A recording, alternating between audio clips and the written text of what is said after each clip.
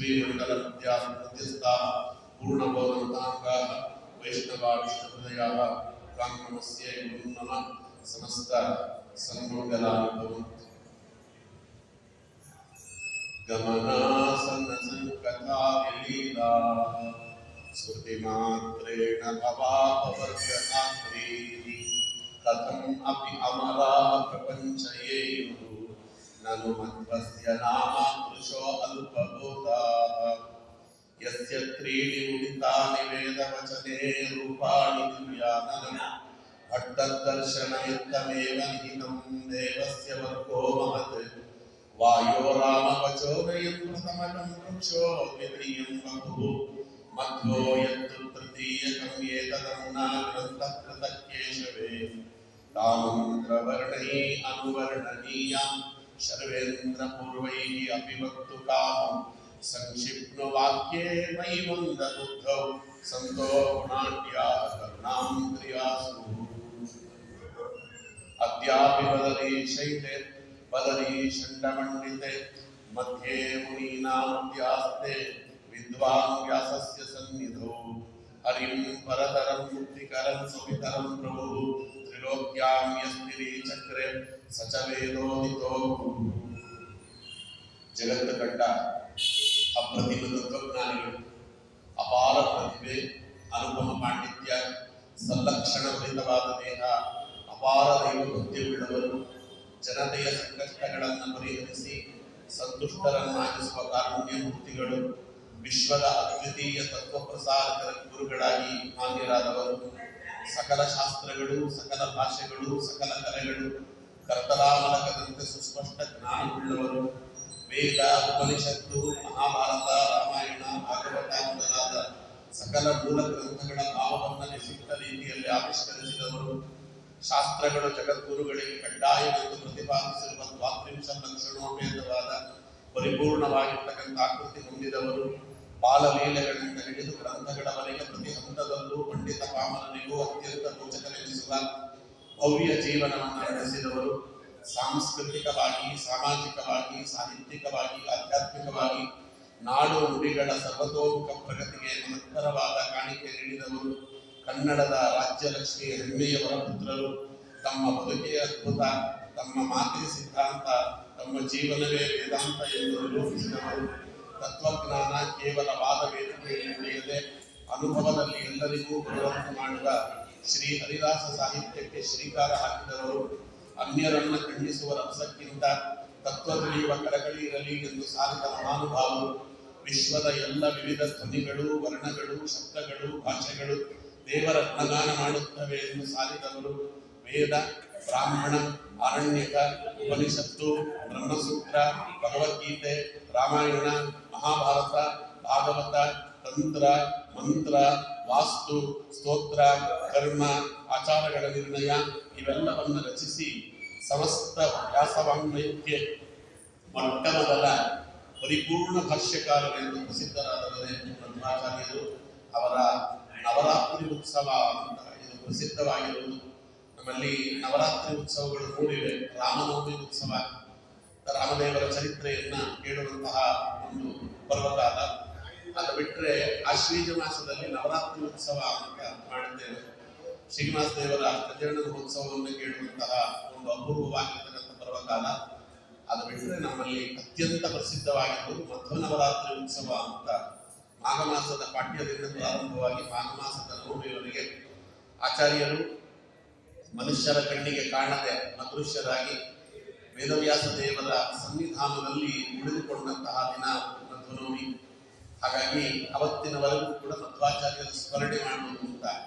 ಪುರಂದರದಾಸರ ಆರಾಧನೆಗೂ ಮಧ್ವಾಚಾರ್ಯರ ಒಂದು ಆರಾಧನೆ ಅಂದರೆ ಮಧ್ವನವಮಿಯ ಉತ್ಸವಕ್ಕೂ ಸುಮಾರು 8 ದಿನಗಳ ಕಾಲ ವ್ಯತ್ಯಾಸ ಬರ್ತದಾದ್ದರಿಂದ ಒಂದು ಹರಿದಾಸ ಸಾಹಿತ್ಯದಲ್ಲಿ ಭಗವಂತನನ್ನ ಕಾಣುವುದು ಹೇಗೆ ಅಂತ ಅರಿತಂತಹ ಮಹಾನುಭಾವರು ಪುರಂದರದಾಸರಾದರೆ ವ್ಯಾಸ ಸಾಹಿತ್ಯದ ವಾಂಗ್ಮಯಕ್ಕೆ ದಿಗ್ದರ್ಶನದಂತೆ ದರ್ಪಣವನ್ನ ಸೂಚಿಸಿದಂಥ ಮಹಾನುಭಾವರು ವಾಯುದೇವರ ಅವತಾರ ದೂತರಾದಂತಹ ಮಧ್ವಾಚಾರ್ಯರು ಇಬ್ಬರನ್ನು ಸೇರಿಸಿ ಮಧ್ವ ಪುರಂದರೋತ್ಸವ ಅಂತ ಉತ್ಸವವನ್ನು ಮಾಡುವಂತಹ ಒಂದು ಪರಿಪಾಠ ಹಿಂದಿನಿಂದ ನಡೆದು ಬಂದಿದೆ. ಹಾಗಾಗಿ ಪುರಂದರದಾಸರ ಆರಾಧನೆ ತದನಂತರದಲ್ಲಿ ಮಧ್ವನವಮಿ ಆಚರಣೆ ಇವೆರಡೂ ಕೂಡ ಅದು ಆಚಾರ್ಯರ ಅಪೂರ್ವವಾಗಿರ್ತಕ್ಕಂತಹ ಕೊಡುಗೆ, ಆಚಾರ್ಯರ ಅಪೂರ್ವವಾಗಿರ್ತಕ್ಕಂಥ ಕರುಣೆ, ಆಚಾರ್ಯರು ಮಾಡಿದಂತಹ ಅಮೋಘವಾಗಿರ್ತಕ್ಕಂಥ ಭಗವತ್ ಸೇವೆ, ಆಚಾರ್ಯರು ನಮ್ಮ ಮೇಲೆ ಮಾಡಿದಂತಹ ಕರುಣೆಯಿಂದ ನಾವೇನು ಕಿಂಚಿತ್ತು ಈ ಮನುಷ್ಯ ಜನ್ಮದಲ್ಲಿ ಭಗವಂತನನ್ನ ಉಪಾಸನೆ ಮಾಡುವಂತಹ ಸರಿಯಾದ ಹಾದಿ ತಿಳಿದಿದ್ದೇವೆ ಎನ್ನುವುದನ್ನು ನಾವು ಸುಮಾರು ವರ್ಷಗಳಿಂದ, ಸುಮಾರು ಶತಮಾನಗಳಿಂದ ನೋಡುತ್ತಲೇ ಬಂದಿದ್ದೇವೆ. ಈ ಬಾರಿ ನನಗೆ ಕಳೆದ ಬಾರಿ, ಅದರ ಹೋದ ಬಾರಿ ಆಚಾರ್ಯರು ಜಗತ್ತಿಗೆ ಕೊಟ್ಟಂತ ಕೊಡುಗೆಗಳ ಬಗ್ಗೆ ಅಂತ ನೋಡ್ತಾ ಇದ್ವಿ. ಮಧ್ವಾಚಾರ್ಯರು ಭಾರತೀಯ ಸಂಸ್ಕೃತಿಗೆ ಕೊಟ್ಟ ಕೊಡುಗೆಗಳೇನು ಅಂತ, ಅವರ ಗ್ರಂಥಗಳು ಹೇಗೆ ಕೊಡುಗೆಗಳಾಗಿ ಹೊರಹೊಮ್ಮುವುದು ಅಂತ ಈ ಬಾರಿ ಸ್ವಲ್ಪ ಮೂಲ ರೂಪದ ಚಿಂತನೆಯನ್ನ ನಾವು ಮಾಡೋಣ. ನಮ್ಮ ವಾಯುದೇವರು ಮಧ್ವಾಚಾರ್ಯರ ಅವತಾರ ಮಾಡಿ ಬಂದರು ಹನುಮ ಭೀಮ, ತದನಂತರದಲ್ಲಿ ಮೂಲ ರೂಪದ ಚಿಂತನೆ, ವಾಯುದೇವರ ಮೂಲ ರೂಪದ ಚಿಂತನೆ ಅದು ವೇದ ಮತ್ತು ಉಪನಿಷತ್ತುಗಳಲ್ಲಿ ಅದು ಬಹಳ ಪ್ರಮುಖವಾದಂತಹ ಒಂದು ಅಧ್ಯಯಗಳಾಗಿ, ಪ್ರಮೇಯಗಳಾಗಿ ಅದು ಹೊರಹೊಮ್ಮಿದೆ. ಅಲ್ಲಿ ಏನು ವಾಯುದೇವರ ಬಗ್ಗೆ ಹೇಳ್ತಾರೆ ಅನ್ನೋದನ್ನ ನಾವು ನೋಡುವ ಪ್ರಯತ್ನ ಮಾಡೋಣ. ನಮ್ಮ ಶ್ರೀಪಾದರಾಜರು ಮೂಲ ರೂಪದ ಚಿಂತನೆಯನ್ನು ತಿಳಿಯಾದ ಕನ್ನಡದಲ್ಲಿ ಕೊಡುವಾಗ ಜಯ ಜಯ ಜಗತ್ರಾಣ, ಜಗದೊಳಗೆ ಸುತ್ರಾಣ, ಅಖಿಲ ಗುಣ ಸದ್ಧಾಮ ಮಧ್ವನಾಮ ಅಂತ ಆ ಮೂರು ಪದದೊಳಗೆ ಜಗತ್ರಾಣ, ಸುತ್ರಾಣ, ಸದ್ಧಾಮ, ಆ ಮೂರು ಪದದಲ್ಲಿಯೇ ವಿಶೇಷವಾಗಿ ಮೂಲ ರೂಪದ ಚಿಂತನೆಯನ್ನ ನಮಗೆ ತಿಳಿಸಿಕೊಡುತ್ತಾರೆ. ಆ ಮೂಲ ರೂಪದ ಚಿಂತನೆಯಲ್ಲಿ ಉಪನಿಷತ್ತು, ವೇದಗಳಲ್ಲಿ ಬಂದಿರುವಂತಹ ಪ್ರಮೇಯಗಳು, ಬೃಹದ್ಭಾಷ್ಯದಲ್ಲಿ ಬಂದಿರುವಂತಹ ಪ್ರಮೇಯಗಳನ್ನು ಎಷ್ಟು ಸಾಧ್ಯವಾಗ್ತದೋ ಅಷ್ಟು ಸಂಗ್ರಹ ಮಾಡಿ ನಿಮ್ಮ ಮುಂದೆ ಇಡುವಂತ ಪ್ರಯತ್ನ ಮಾಡ್ತಾ ಇದ್ದೇನೆ. ಭಗವದಿತರತ್ರ ಆಲೋಚನೆ ಸರ್ವ ವಿಷಯ ಜ್ಞಾನಂ ರುಜುಯೋಗಿ ಜ್ಞಾನಂ ಯದ್ಯಚ್ಚಂ ಸೃಷ್ಟಂ ತತ್ಸರ್ವಂ ಯಾತಿ ಜಾನಾತಿ ಇತಿ ಜಯ ಅಂತ ಇಲ್ಲಿ ಟೀಕಾಕೃತ್ಪಾದರು ಜಯ ಶಬ್ದಕ್ಕೆ ಒಂದು ನಿಷ್ಪತ್ತಿಯನ್ನು ಕೊಡ್ತಾರೆ. ಜಯ ಅಂತ ವಾಯುದೇವರಿಗೆ ಹೆಸರು. ಯಾಕೆ ಜಯ ಅಂತ ವಾಯುದೇವರಿಗೆ ಹೆಸರು ಅಂತ, ಲಕ್ಷ್ಮೀದೇವಿಗೆ ಭಗವದಿತರತ್ರ ಅನಾಲೋಚನೆ ಸರ್ವ ವಿಷಯ ಜ್ಞಾನ, ಭಗವಂತನನ್ನು ಬಿಟ್ಟು ಲೋಕದಲ್ಲಿರುವ ಎಲ್ಲ ವಿಚಾರದ ಬಗ್ಗೆಯೂ ಕೂಡ ಆಲೋಚನೆ ಮಾಡದೆ ಸಂಪೂರ್ಣವಾಗಿರ್ತಕ್ಕಂಥ ಜ್ಞಾನ ಅದು ಹೊಡೆಯುವುದು ಲಕ್ಷ್ಮೀದೇವಿಗೆ. ಆದರೆ ರುಜುದೇವತೆಗಳಿಗೆ ಭಗವದಿತರತ್ರ ಆಲೋಚನೆ ಸರ್ವ ವಿಷಯ ಜ್ಞಾನ, ಆಲೋಚನೆ ಮಾಡಿದರೆ ಅಂತ ಒಂದು ಕ್ಷಣ ಕಣ್ಮುಚ್ಚಿದರೆ ಎಲ್ಲ ಭಗವಂತ ಲಕ್ಷ್ಮೀದೇವಿಯನ್ನು ಬಿಟ್ಟು ಇಡೀ ಜಗತ್ತಿನಲ್ಲಿರುವಂತಹ ಸಮಸ್ತ ವಸ್ತುಗಳ ಬಗ್ಗೆ ಕೂಡ ತಳಸ್ಪರ್ಶಿಯಾಗಿರ್ತಕ್ಕಂಥ ಜ್ಞಾನ ಅವರಿಗೆ ಒಳಗಿನಿಂದ ಪರಿಸ್ಫುರಣೆಯಾಗ್ತದೆ, ರುಜುಯೋಗಿ ಜ್ಞಾನ.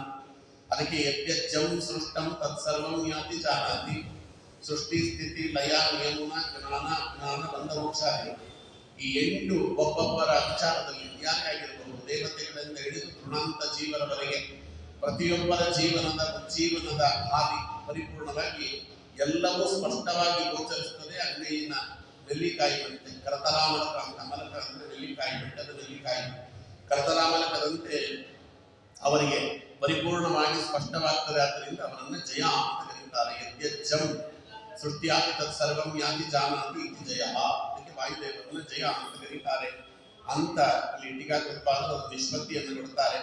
ವಾಯೋಪರೋ ನಸ್ತಿರುತ್ತೆ ವಿಷ್ಣು ಸನಾತನಂ ಶೇಷಾದೀನಂ ಕ್ಷತ್ರಿಯಾಣಂ ವಾಯು ಏವಾಧಿಪಸ್ಮೃತಃ ಅಂತ ಬೃಹದ್ಭಾಷ್ಯದಲ್ಲಿ ಬಂದಿರುವಂಥ ಪ್ರಮೇಯ. ಲಕ್ಷ್ಮೀನಾರಾಯಣರ ಹೊರತಾಗಿ ವಾಯುದೇವರಿಗಿಂತಲೂ ಅದರ ರುಜುದೇವತೆಗಳಲ್ಲಿ ಬಿಟ್ಟು ಬಿಟ್ಟರೆ ವಾಯು ಮತ್ತೆ ಬ್ರಹ್ಮದೇವರನ್ನು ನಾವು ಹೆಚ್ಚಾಗಿ ಉಲ್ಲೇಖ ಮಾಡ್ತೇವೆ. ಅವರಿಗಿಂತ ಶ್ರೇಷ್ಠವಾದವರು ಮತ್ಯಾರೂ ಇಲ್ಲ. ಶೇಷಾದಿ ಕ್ಷತ್ರಿಯ ದೇವತೆಗಳೆಲ್ಲರಿಗೂ ಕೂಡ ವಾಯುದೇವರ ಅಧಿಪತಿಗಳು, ವಾಯುದೇವರ ದಾಸರು ಅಂತ ಇಲ್ಲಿ ಹೇಳ್ತಾರೆ. ಯಾವುದಾದರೂ ದೇವತೆಗಳ ವರ್ಗಕ್ಕೆ ಕಲಿಯ ಪ್ರವೇಶವೇ ಇಲ್ಲ ಅಂದ್ರೆ ಅದು ರುಜುದೇವತೆಗಳು, ಅದರಲ್ಲಿ ಪ್ರಮುಖವಾಗಿ ಬ್ರಹ್ಮವಾಯುಗಳು ಅಂತ ನಾವು ಇಲ್ಲಿ ನನ್ನ ಹೇಳ್ತಾರೆ. ಅದಕ್ಕೆ ಆಹಣಾಶ್ವ ಸಮ ಅಂತ ವಾಯುದೇವರಿಗೆ ಹೆಸರು ಅಂತ ಛಾಂದೋಗ್ಯೋಪನಿಷತ್ತಿನಲ್ಲಿ ಅದು ಉಲ್ಲೇಖವಾಗಿದೆ. ಆಚಾರ್ಯರು ಅದರ ಭಾಷ್ಯದಲ್ಲಿ ಅದನ್ನು ವಿಸ್ತೃತ ಮಾಡಿಕೊಡ್ತಾರೆ. ಯಸ್ಮಾತ್ ವಾಯು ಸ್ಮೃತೋ ವಿಷ್ಣು ವಾಯೋ ಮುಖ್ಯತಯಾ ಕಿಲಾತ್ ಸ್ವಸ್ಯ ಮುಖ್ಯತಯಾ ತಸ್ಮಾತ್ ಪರಾಂ ತುಷ್ಟಿಂ ಗಮಿಷ್ಯತಿ ಅಥೋ ವಿಚಾರ್ಯ ಸಕಲೈಃ ದೇವೈಃ ಪ್ರಾಣಿ ಜನಾರ್ದನಃ ಉಪಾಸಿತೋ ದೈತ್ಯ ಜಯಕಾರಣಾತ್ ಪಾಪ ವಿವರ್ಜಿತೆ. ಆಚಾರ್ಯರು ಚಾಂದೋಗ್ಯೋಪನಿಷತ್ತಿನ ಭಾಷ್ಯದಲ್ಲಿ ಯಾಕೆ ವಾಯುದೇವರಿಗೆ ಆಕಣಾಶ್ವ ಸಮ ಅಂತ ಕರೀತಾರೆ ಎನ್ನುವುದು ಇಲ್ಲಿ ತಿಳಿಸಿಕೊಡ್ತಾರೆ. ಎಲ್ಲ ದೇವತೆಗಳಿಗಿಂತ ವಾಯುದೇವರು ಉತ್ತಮರು, ವಾಯುದೇವರಿಗಿಂತಲೂ ಭಗವಂತ ಉತ್ತಮ, ಲಕ್ಷ್ಮೀದೇವಿ ಸಹಿತವಾಗಿ.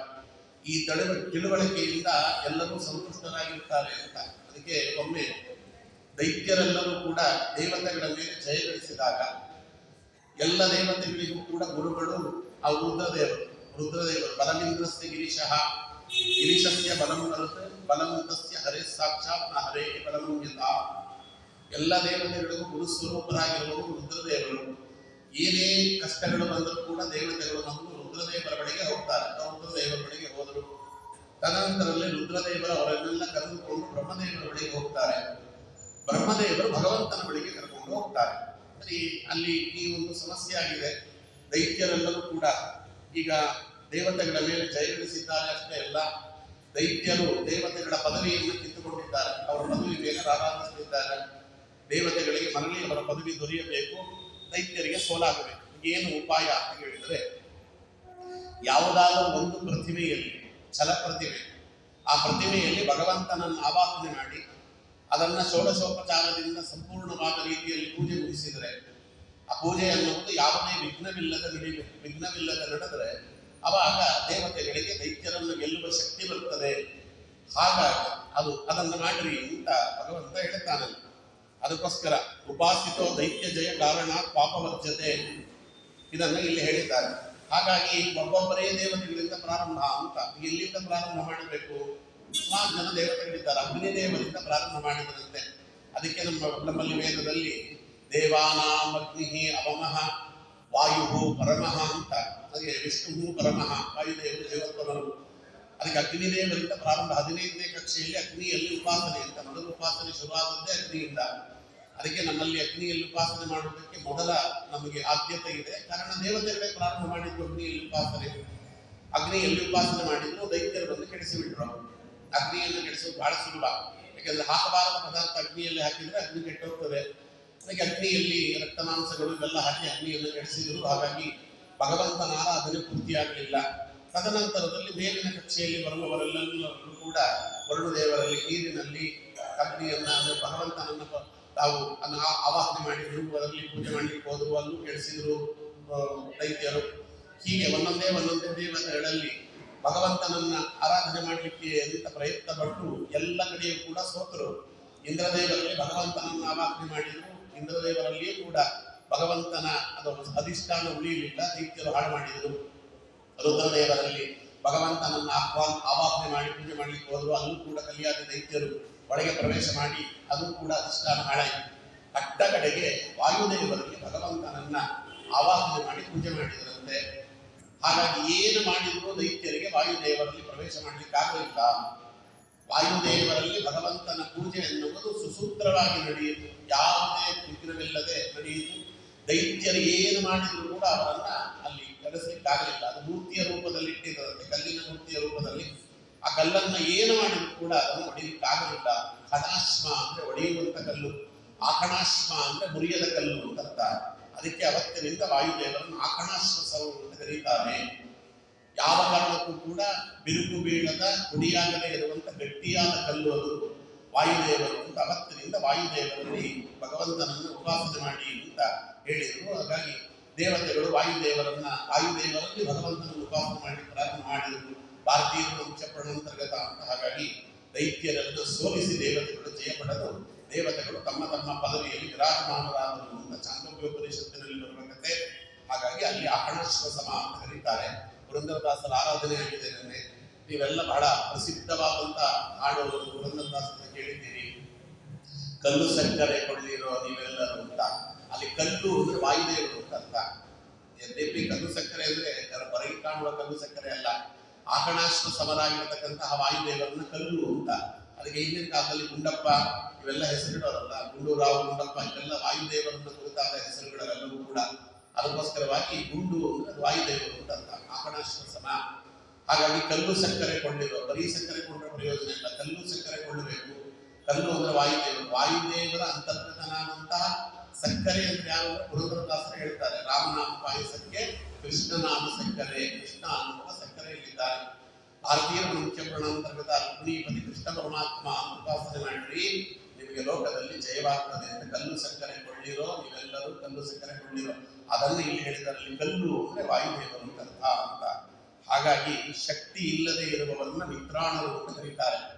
ನಾವೆಲ್ಲ ವಿತ್ರಾಣರು, ಯಾಕಂದ್ರೆ ನಮ್ದೆಲ್ಲ ಅನ್ನಗತವಾದ ಪ್ರಾಣ. ಹೊಟ್ಟೆಗೆ ಏನಾದ್ರೂ ಇದ್ರೆ ಶಕ್ತಿ ಇರ್ತದೆ, ಹೊಟ್ಟೆಗಿಲ್ಲ ಅಂದ್ರೆ ಶಕ್ತಿ ಇರುವುದಿಲ್ಲ.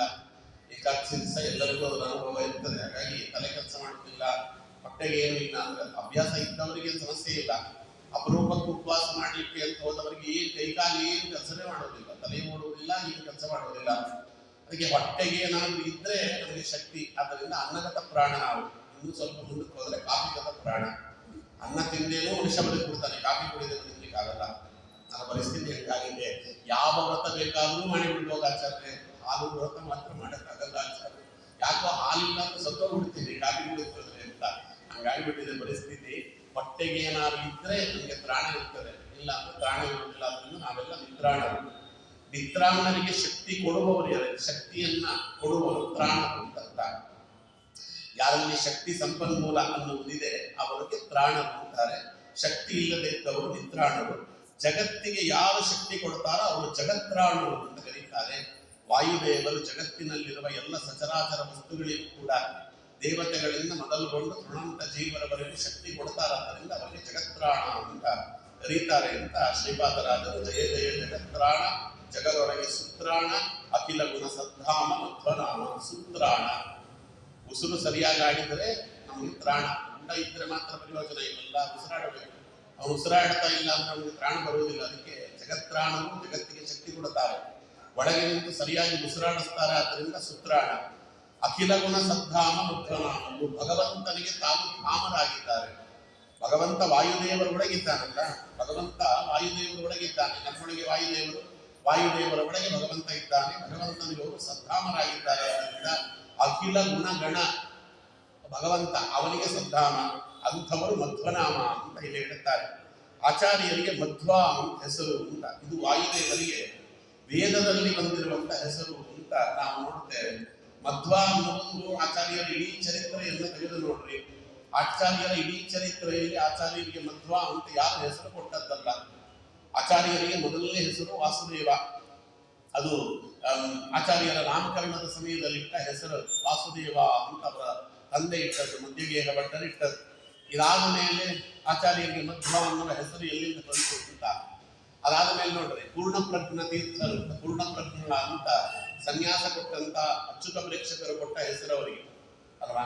ಅದಾದ ಮೇಲೆ ಅವರಿಗೆ ವೇದಾಂತ ಸಾಮ್ರಾಜ್ಯದಲ್ಲಿ ಪಟ್ಟಾಭಿಷೇಕ ಅಂತ ಆದಾಗ ಅವರಿಗೆ ಆನಂದ ತೀರ್ಥರು ಅಂತ ಹೆಸರು ಬಂತು. ಅಲ್ಲಿಗೆ ಮಧ್ವ ಅನ್ನುವ ಹೆಸರು ಎಲ್ಲಿಂದ ಬಂದದ್ದು? ಮಧ್ವ ಅನ್ನುವ ಹೆಸರು ವೇದದಲ್ಲಿ ಬಂದದ್ದು, ಭಗವಂತ ಕೊಟ್ಟದ್ದವರಿಗೆ. ಅದಕ್ಕೆ ಬಳಿತಾ ಸೂಕ್ತದಲ್ಲೇ ತೃತೀಯಮಸ್ಯ ವೃಷಭಸ್ಯ ದೋಹಸೆ ದಶ ಪ್ರಮತಿಂಚನಯುಂತ ಯೋಷಣ ನಿರ್ಯದೀಂ ಭಕ್ತಾಂ ಮಹಿಷಸ್ಯ ವರ್ಪಸ ಈಶಾನಾ ಸಜ್ಜವತ ಕ್ರಂತ ಸೂರಯಃ ಯದಿ ಮನು ಪ್ರದಿಭೋ ಮಧ್ವಾದವೇ ಗುಹಾಸ್ತಂತಂ ಮಾತರಿಶ್ವಾ ಮತಾಯತಿ. ರಾಘವೇಂದ್ರ ಸ್ವಾಮಿಗಳ ಕರ್ತ ಬರೆಯುವಾಗ ಶ್ರೇಷ್ಠವಾದ ವಾಯುದೇವರ ಮೂರನೇ ರೂಪವಾದ ಸಜ್ಜನರಿಗೆ ಜ್ಞಾನೋಪದೇಶವನ್ನ ಮಾಡುವುದಕ್ಕಾಗಿ ಮಧ್ಯಗೇಹ ದಂಪತಿಗಳು ಅವರ ಪತ್ನಿಯಲ್ಲಿ ಅವತಾರ ಮಾಡಿದವರು. ತೃತೀಯಮಸ್ಯ ವೃಷಭಸ್ಯ ದೋಹಸೆ ದಶಪ್ರಮತಿ ಜನಯುಂತ ಯೋಷಣ. ವಾಯುದೇವರಿಗೆ ದಶಪ್ರಮತಿ ಅಂತ ಹೆಸರಿದೆ. ಪೂರ್ಣಪ್ರಜ್ಞರು. ಅವರು ಮೊದಲು ಅವತಾರ ಮಾಡಿದ್ದು ಮಧ್ಯಗೇಹ ಭಟ್ಟರ ಪತ್ನಿಯಲ್ಲಿ. ನಿರ್ಯದೇವಿ ಭುಕ್ತಾಂ ಮಹಿಷಸ್ಯವರ್ಪಸ ಈಶಾನಾಸಃ ಶವಸಾಕ್ರಂತ ಸೂರಯಃ.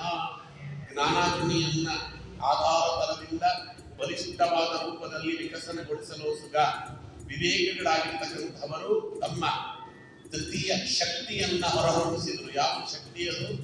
ಯದಿ ಮನುಪ್ರದಿಭೋ ಮಧ್ವಾದವೇ. ಪೂರ್ವದಲ್ಲಿ ತಾವು ಮಾಡಿದಂತೆ ಮಧುರವಾಗಿರ್ತಕ್ಕಂಥ ಶಾಸ್ತ್ರವನ್ನ ಜಗತ್ತಿಗೆ ಕೊಟ್ಟರು. ಆದ್ದರಿಂದ ಮಧು ಇತ್ಯಾನಂದ ಉತ್ತಿಷ್ಟ ವರಿತಿ ಜ್ಞಾನ ಮುಚ್ಚತೆ. ಮಧು ಅಂದ್ರೆ ಆನಂದ, ವಾ ಅಂದ್ರೆ ಜ್ಞಾನ. ಆದ್ದರಿಂದ ಆನಂದವಾಗಿರುವಂತಹ ರೀತಿಯಲ್ಲಿ ಮಧುರವಾದ ಶಾಸ್ತ್ರವನ್ನ ಜಗತ್ತಿಗೆ ಕೊಡಲಿಕ್ಕೋಸ್ಕರವಾಗಿ ಯಾವ ಶಾಸ್ತ್ರ ಗುಹೆಯಲ್ಲಿ ಬಂಧಿತವಾಗಿತ್ತೋ ಮಾಯಾವಾದಿಗಳಿಂದ ಅಂತ ಶಾಸ್ತ್ರವನ್ನ ಹೊರಗೆ ತೆಗೆದುಕೊಟ್ಟರು. ಆದ್ದರಿಂದ ಯದಿ ಮನು ಪ್ರದಿಭೋ ಮಧ್ವಾದವೇ ಗುಹಾಸ್ತಂತಂ ಮಾತರಿಶ್ವಾ ಮಥಾಯತಿ ಅಂತ ಅಲ್ಲಿ ಹೇಳ್ತಾರೆ. ವಾಯುವಿನ ಮೂರನೇ ಅವತಾರವಾಗಿರ್ತಕ್ಕಂತಹ ಆ ರೂಪಕ್ಕೆ ಮಧ್ವ ಅಂತ ಕರೀತಾರೆ. ಕಾರಣ ಮಥಿಸಿಕೊಟ್ಟವರು ಅರ್ಥದಲ್ಲಿ ಎಲ್ಲ ಶಾಸ್ತ್ರಗಳನ್ನು ಮಥಿಸಿ ಭಗವಂತನ ಸರ್ವೋತ್ತಮತ್ವವನ್ನು ಕೊಟ್ಟವರು ಅಂತ. ಅದು ಬಳಿತಾ ಸೂಕ್ತದಲ್ಲಿದೆ. ಋಗ್ವೇದದಲ್ಲಿ ಸುಮಾರು ಕಡೆ ಇಲ್ಲಿ ವಾದಿರಾಜನಂತಾರೆ ಅವರು ವೃತ್ತಿಮಲ್ಲಿಕೆಯಲ್ಲಿ ನಾನು ಸಮಗ್ರವಾಗಿರ್ತಕ್ಕಂತಹ ಋಗ್ವೇದವನ್ನು ನೋಡಿದ್ದೇನೆ. ಆ ಋಗ್ವೇದದಲ್ಲಿ 11 ಕಡೆ ಮಧ್ವ ಅನ್ನುವ ಹೆಸರೇ ಉಲ್ಲೇಖವಾಗಿದೆ, ಮಧ್ವಾಚಾರ್ಯರನ್ನು ಉಲ್ಲೇಖ ಮಾಡಿದ್ದಾರೆ. ಅದಕ್ಕೋಸ್ಕರವಾಗಿ ಅವರು ಬಹಳ ಸ್ಪಷ್ಟವಾಗಿ ಹೇಳಿದರು, ನಮ್ಮ ಗುರುಗಳು ಯಾವ ಗುರುಗಳು ಅಂತ ಕೇಳಿದರೆ ಸಚ ವೇದೋದಿತೋ ಗುರು ಹರಿಂ ಪರಿತರಂ ಹರಿಂ ಪರತರಂ ಮುಕ್ತಿಕರಂ ಸ್ವಪಿತರಂ ಪ್ರಭು. ತನ್ನ ತಂದೆಯಾಗಿರ್ತಕ್ಕಂಥ ಭಗವಂತನ ಸರ್ವೋತ್ತಮತ್ವವನ್ನ ಮುಕ್ತಿ ಪ್ರದಾಯಕವನ್ನ ಮೂರು ಲೋಕದಲ್ಲಿ ಸ್ಥಿರಪಡಿಸಲಿಕ್ಕೆ ಬಂದಂತ ನನ್ನ ಗುರುಗಳಿದ್ದಾರಲ್ಲ, ಕಾದಿರಾಜರಂತಾರೆ, ಅವರು ಯಾರು ಅಂದ್ರೆ ವೇದೋದಿತೋ ಗುರು, ವೇದದಲ್ಲಿ ಉಕ್ತವಾದಂತ ಗುರುಗಳು. ಇಡೀ ಪ್ರಪಂಚದಲ್ಲಿ ವೇದದಲ್ಲಿ ಉಕ್ತವಾದ ಏಕಮಾದ್ವಿತೀಯ ಆಚಾರ್ಯರು ಮಧ್ವಾಚಾರ್ಯರೇ. ಇನ್ಯಾವ ಆಚಾರ್ಯರ ಹೆಸರು ವೇದದಲ್ಲಿ ಉಕ್ತವಾಗಿಲ್ಲ. ಮಧ್ವಾ ಅನ್ನುವ ಹೆಸರಿನಿಂದಲೇ 11 ಕಡೆ ಉಕ್ತವಾಗಿದೆ ಅಂತ ನಾರಾಯಣ ಪಂಡಿತಾಚಾರ್ಯರು ಅದಕ್ಕೋಸ್ಕರ ತಾಮಂತ್ರ ವರ್ಣೈ ಅನುವರ್ಣನೀಯಂ ಶರ್ವೇಂದ್ರ ಪೂರ್ವೈ ಅಪಿವಕ್ತು ಕಾಲೇ ಸಂಕ್ಷಿಪ್ನು ವಾಕ್ಯೈ ವೈಮಂದ ಬುದ್ಧೌ ಸಂತೋ ಗುಣಾಢ್ಯ ಕರ್ಣಾಂದ್ರಿಯಾಸು. ರುದ್ರದೇವರು, ಇಂದ್ರದೇವರು ಮೊದಲಾದ ಎಲ್ಲ ದೇವತೆಗಳು ವೇದ ಮಂತ್ರಗಳಿಂದ ವರ್ಣಿಸ್ತಾರೆ ವಾಯುದೇವರನ್ನ. ಅವರ 3 ಅವತಾರಗಳು ಕೂಡ ವೇದ ಮಂತ್ರಗಳಲ್ಲಿ ಅದು ಉಲ್ಲೇಖಿತವಾಗಿದೆ. ನಾನು ಮಂದಬುದ್ಧಿಯವ, ಚಿಕ್ಕವ, ನಾನು ಏನ್ ತಾನೇ ವರ್ಣಿಸಬಲ್ಲೆ ಅಂತ ಅವರೇನು ಹೇಳಿದ್ದಾರೆ ಅದನ್ನು ನಾವಿಲ್ಲಿ ಜ್ಞಾಪಿಸಿಕೊಳ್ಳಬಹುದು ಅಂತ. ಹಾಗಾಗಿ 11 ಕಡೆ ಮಧ್ವ ಅನ್ನುವ ಹೆಸರಿನಿಂದಲೇ ಅದು ಉಲ್ಲೇಖವಾಗಿದೆ. ಅಂತಹ ಗುರುಗಳು ನಮ್ಮ ಗುರುಗಳು ಅಂತ ಋಗ್ವೇದ ಒಂದು ಮಾತ್ರ ಹೇಳುತ್ತೇನೆ, ಇದನ್ನು ನೋಡಿದ್ದೇವೆ ನಾವು ಹಿಂದೆ. ಋಗ್ವೇದದ ಮೊದಲನೇ ಮಂಡಲದ 154ನೇ ಸೂಕ್ತ 5ನೇ ಮಂತ್ರ. ತದಸ್ಯ ಪ್ರಿಯಮಧಿಪಾತೋ ಅಶ್ಯಾಂ ನರೋ ಯತ್ರ ದೇವಯಭೋ ವದಂತಿ ಉರುಕ್ರಮಸ್ಯ ಸಹಿ ಬಂಧುರಿತ್ಥ ವಿಷ್ಣು ಪದೇ ಪರದೇ ಮಧ್ವವು ಸಹ.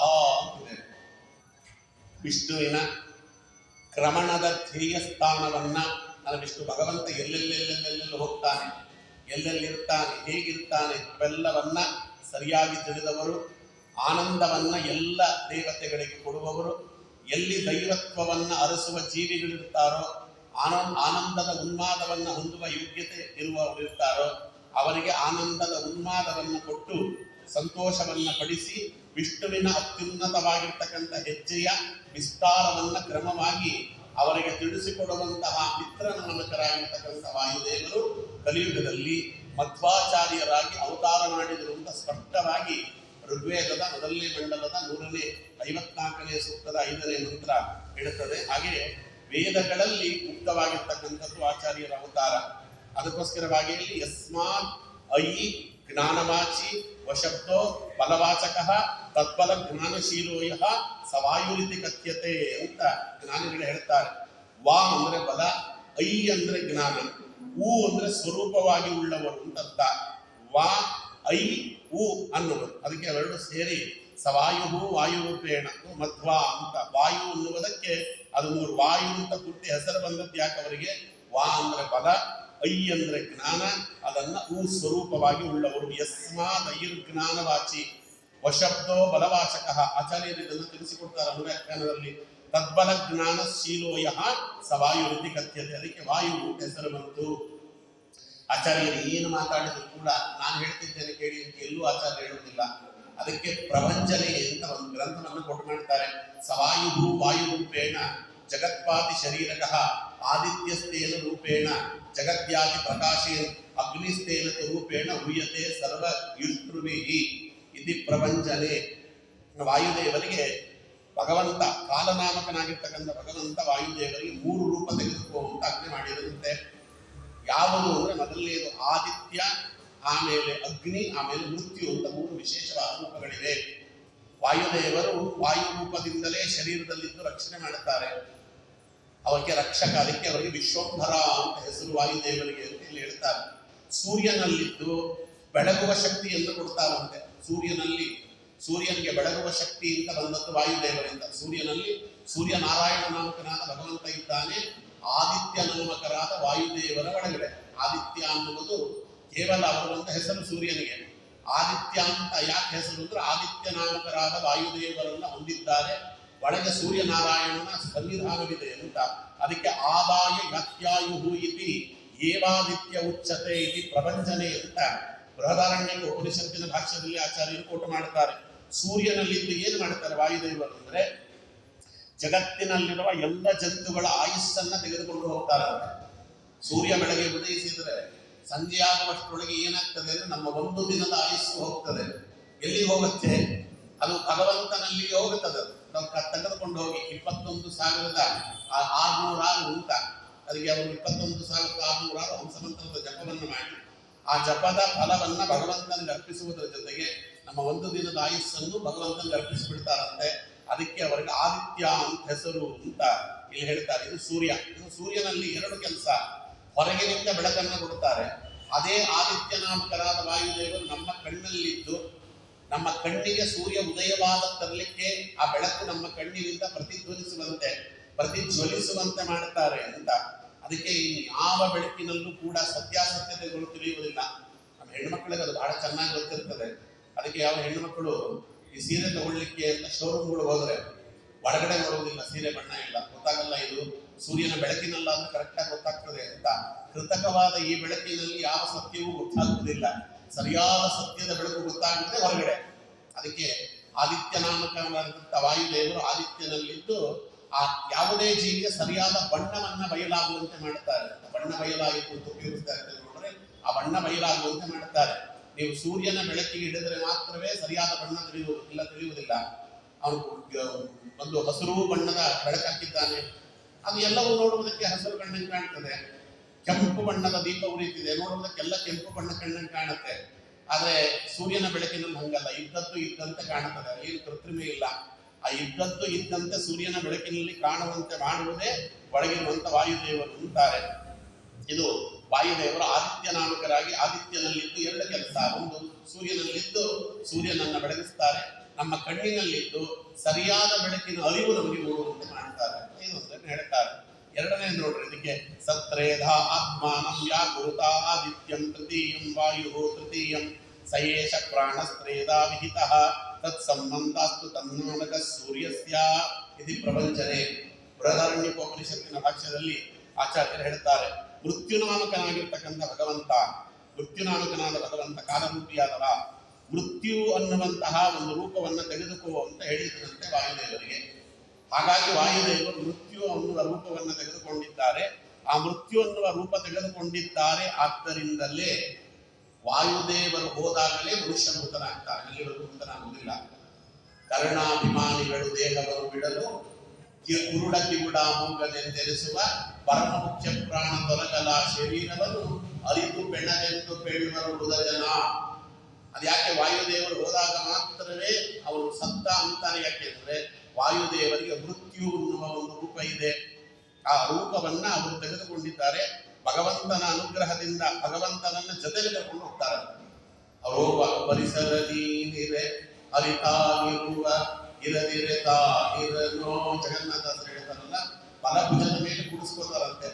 ಹನುಮಂತನ ಅವತಾರದಲ್ಲಿ ಹೇಗೆ ಬಲಭುಜದ ಮೇಲೆ ರಾಮದೇವರನ್ನು ಕೂಡಿಸಿಕೊಂಡು ಎಡಗೈಯಲ್ಲಿ ಲಕ್ಷ್ಮಣನನ್ನು ಎತ್ಕೊಂಡು ಹೋದ್ರು ಅಂತ ವಾಲ್ಮೀಕಿಗಳು ಹೇಳ್ತಾರಲ್ಲ, ಅದೇ ರೀತಿಯಲ್ಲಿ ನಮ್ಮ ಶರೀರ, ಲಕ್ಷ್ಮಣ ಅಂದ್ರೆ ಜೀವ ಅಂತ ಇಟ್ಕೊಳ್ರಿ. ನಮ್ಮ ಶರೀರ ಅನ್ನುವುದೇ ಕಿಷ್ಕಿಂಧ ಕಾಂಡದಲ್ಲಿರುವ ಋಷ್ಯಮುಖ ಪರ್ವತ. ಋಷ್ಯಮುಖ ಪರ್ವತ ನಮ್ಮ ಶರೀರ ಅಂತ ಇಟ್ಕೊಳ್ಳೋಣ. ಒಳಗಿರುವಂತ ವಾಯುದೇವರು, ನಮ್ಮೊಳಗಿರುವ ಮುಖ್ಯ ಪ್ರಾಣದೇವರು ಹನುಮಂತ ದೇವರು, ಒಳಗೆ ಬಿಂಬರೂಪಿಯಾದ ರಾಮದೇವರಿದ್ದಾರೆ, ನಮ್ಮ ಬಿಂಬರೂಪಿ. ಅವರನ್ನ ಬಲಭುಜದ ಮೇಲೆ ಕೂಡಿಸ್ಕೊಳ್ತಾರೆ. ಜೀವನನ್ನ ಎಡಗೈಯಲ್ಲಿ ಹಿಡ್ಕೊಳ್ತಾರೆ, ಹಿಡ್ಕೊಂಡು ಹಾಲು ಬಿಡ್ತಾರೆ. ಮೃತ್ಯು ಎನ್ನುವ ರೂಪ ನಮ್ಮ ಒಳಗಿನಿಂದ ಹೊರಗೋಯಿತು ಅಂದ್ರೆ ಅಲ್ಲಿ ಸತ್ತ ಅಂತ ಅರ್ಥ. ಅದಕ್ಕೆ ಷಟ್ಪ್ರಶ್ನೋಪನಿಷತ್ತಿನ ಭಾಷ್ಯದಲ್ಲಿ ಉಪನಿಷತ್ತಿನಲ್ಲಿ ಆದಿತ್ಯೋ ಹವೈ ವಾಕ್ಯ ಪ್ರಾಣ ಉದಯತ್ಯೇಷ ಹಿ ಏನಂ ಚಾಕ್ಷುಷಂ ಪ್ರಾಣಿ ಮನುಕೃಷ್ಣಮನಃ. ಆದಿತ್ಯ ನಾಮಕರಾಗಿರ್ತಕ್ಕಂತಹ ವಾಯುದೇವರು ಯಾವಾಗ ಕಣ್ಣಿನಿಂದ ಹೊರಗೆ ಹೋಗ್ತಾರೆ ಅವ ಕುರುಡ ಅಂತ ಕಳಿಸ್ತಾರೆ. ಹೊರಗೆ ಬೆಳಕಿದ್ರು ಪ್ರಯೋಜನ ಇಲ್ಲ. ಹೊರಗೆ ಎಷ್ಟು ಬೆಳಕಿದ್ರೂ ಕಣ್ಣಿನಲ್ಲಿರುವ ಆದಿತ್ಯ ನಾಮಕರಾದ ವಾಯುದೇವರು ಸರಿಯಾಗಿ ನಾವು ತಮ್ಮ ಒಂದು ರೂಪವನ್ನು ಪ್ರಕಟ ಮಾಡಲಿಲ್ಲ ಅಂದ್ರೆ ಕುರುಡ ಅಂತ. ಕಣ್ಣು ತುಂಬಾ ಚೆನ್ನಾಗಿದೆ, ಹೊರಗಡೆ ಕತ್ತಲೆ ಇದೆ, ಅಲ್ಲೂ ಪ್ರಯೋಜನವಿಲ್ಲ. ಹೊರಗಡೆಯೂ ಬೆಳಕಿರಬೇಕು, ಕಣ್ಣಿನಲ್ಲಿ ವಾಯುದೇವರ ಸನ್ನಿಧಾನ ಇರಬೇಕು. ಆಗ ಅವನನ್ನ ಅವ ಏನನ್ನಾದ್ರೂ ನೋಡುವಂತ ಶಕ್ತಿಯನ್ನು ಪಡೀತಾನೆ. ಈಗ ಅವನಿಗೆ ಆದಿತ್ಯ ಅನ್ನುವ ಹೆಸರಿನ ವಾಯುದೇವರು ಈ ಕೆಲಸವನ್ನ ಭಗವಂತನ ಅನುಗ್ರಹದಿಂದ ಮಾಡುತ್ತಾರೆ ಅಂತ ಒಂದು. ಅಗ್ನಿಯಲ್ಲಿ ಅಗ್ನಿನಾಮಕರಾಗಿ ವಾಯುದೇವರಿದ್ದಾರೆ. ವಾಯುದೇವರಿಗೆ ಅಗ್ನಿ ಹೆಸರಿದೆ. ಅದಕ್ಕೆ ಬೃಹದಾರಣ್ಯೋಪನಿಷತ್ತಿನ ಭಾಷ್ಯದಲ್ಲಿ ಆಚಾರ್ಯರು ಅಜಗತ್ತತ್ವಾತ್ ಅಜಗತ್ವಾತ್ ಪ್ರಣೀತೃತ್ವಾತ್ ವಾಯೋ ಅಗ್ನಿತ್ವಮಿಷ್ಯತೆ. ಅಗ್ನಿ ಅಲ್ಲಿ ಗಾ ಅಂದ್ರೆ ಗಚ್ಚತಿ ಅಂತ ಅರ್ಥ. ಅಗಜತ್ವಾತ್ ಗಾ ಅಂದ್ರೆ ಗಚ್ಚತಿ ಅಂದ್ರೆ ಚಲನೆ ಮಾಡುವುದು ಅಂತ ಅರ್ಥ. ಅಗ ಅಂದ್ರೆ ಚಲನೆ ಮಾಡದೇ ಇರುವುದು ಅಂತ ಅರ್ಥ. ಅಗಜತ್ವಾತ್ ಸ್ವತಃ ಸ್ವರೂಪಗತಃ ಅಗ್ನಿಗೆ ಚಲನೆ ಮಾಡುವ ಶಕ್ತಿ ಇಲ್ಲ. ಅಗ್ನಿ ಗಾಳಿ ಇದ್ರೆ ಚಲನೆ ಮಾಡ್ತದೆ, ಗಾಳಿ ಇಲ್ಲ ಅಂದ್ರೆ ಅಗ್ನಿ ಉರಿಯುವುದಿಲ್ಲ. ನೀವು ಏನು ಮಾಡಿದರೂ ಕೂಡ ಗಾಳಿ ಇಲ್ಲದ ಪ್ರದೇಶದಲ್ಲಿ ಅದು ತುಂಬಾ ಗಾಳಿಯಾದರೂ ಉರಿಯುವುದಿಲ್ಲ, ಗಾಳಿಯೇ ಇಲ್ಲದೆ ಇದ್ರೂ ಉರಿಯುವುದಿಲ್ಲ. ಒಂದು ಹಂತದಲ್ಲಿ ಅಗ್ನಿ ಪ್ರಜ್ವಲಿಸುವವರೆಗೂ ಕೂಡ ಗಾಳಿ ಬೇಕಾಗ್ತದೆ ಅಲ್ವಾ. ಅದಕ್ಕೆ ಇಲ್ಲಿ ಅಜಗತ್ವಾತ್ ಪ್ರಣೀತೃತ್ವಾತ್ ವಾಯು ಅಗ್ನಿತ್ವಮಿಷ್ಯತೆ. ಅದಕ್ಕೋಸ್ಕರ ಚಲನೆ ಇಲ್ಲದೆ ಇರುವಂತಹ ವಸ್ತುವಿನಲ್ಲಿ ತಾನು ಪ್ರವೇಶ ಮಾಡಿ ಚಲನೆಯನ್ನ ಒಳಗಿನಿಂದ ಉದ್ದೀಪನಗೊಳಿಸಿ ಅದು ಬೆಂಕಿಯ ರೂಪದಲ್ಲಿ ಉರಿಯುವಂತೆ ಮಾಡುತ್ತಾರೆ, ಸರ್ವಭಕ್ಷಕನಾಗುವಂತೆ ಮಾಡುತ್ತಾರೆ. ಆ ರೂಪಕ್ಕೆ ಅಗ್ನಿ ಹೆಸರು ಅಂತ ಬೃಹದಾರಣ್ಯಕೋಪನಿಷತ್ತು ಅದನ್ನು ತಿಳಿಸಿಕೊಡುತ್ತದೆ. ವಾಯು ಅಗ್ನಿರಿತಿ ಪ್ರೋಕ್ತಃ ಹಿ ಅಗ್ರಣೀತ್ವಾತ್ ಅಥಾಂಗಿಣಿ ನೇತೃತ್ವಾತ್ ಅದಾನಾತ್ವಾಪಿ ಅಂತ ಇಲ್ಲೊಂದಿದೆ.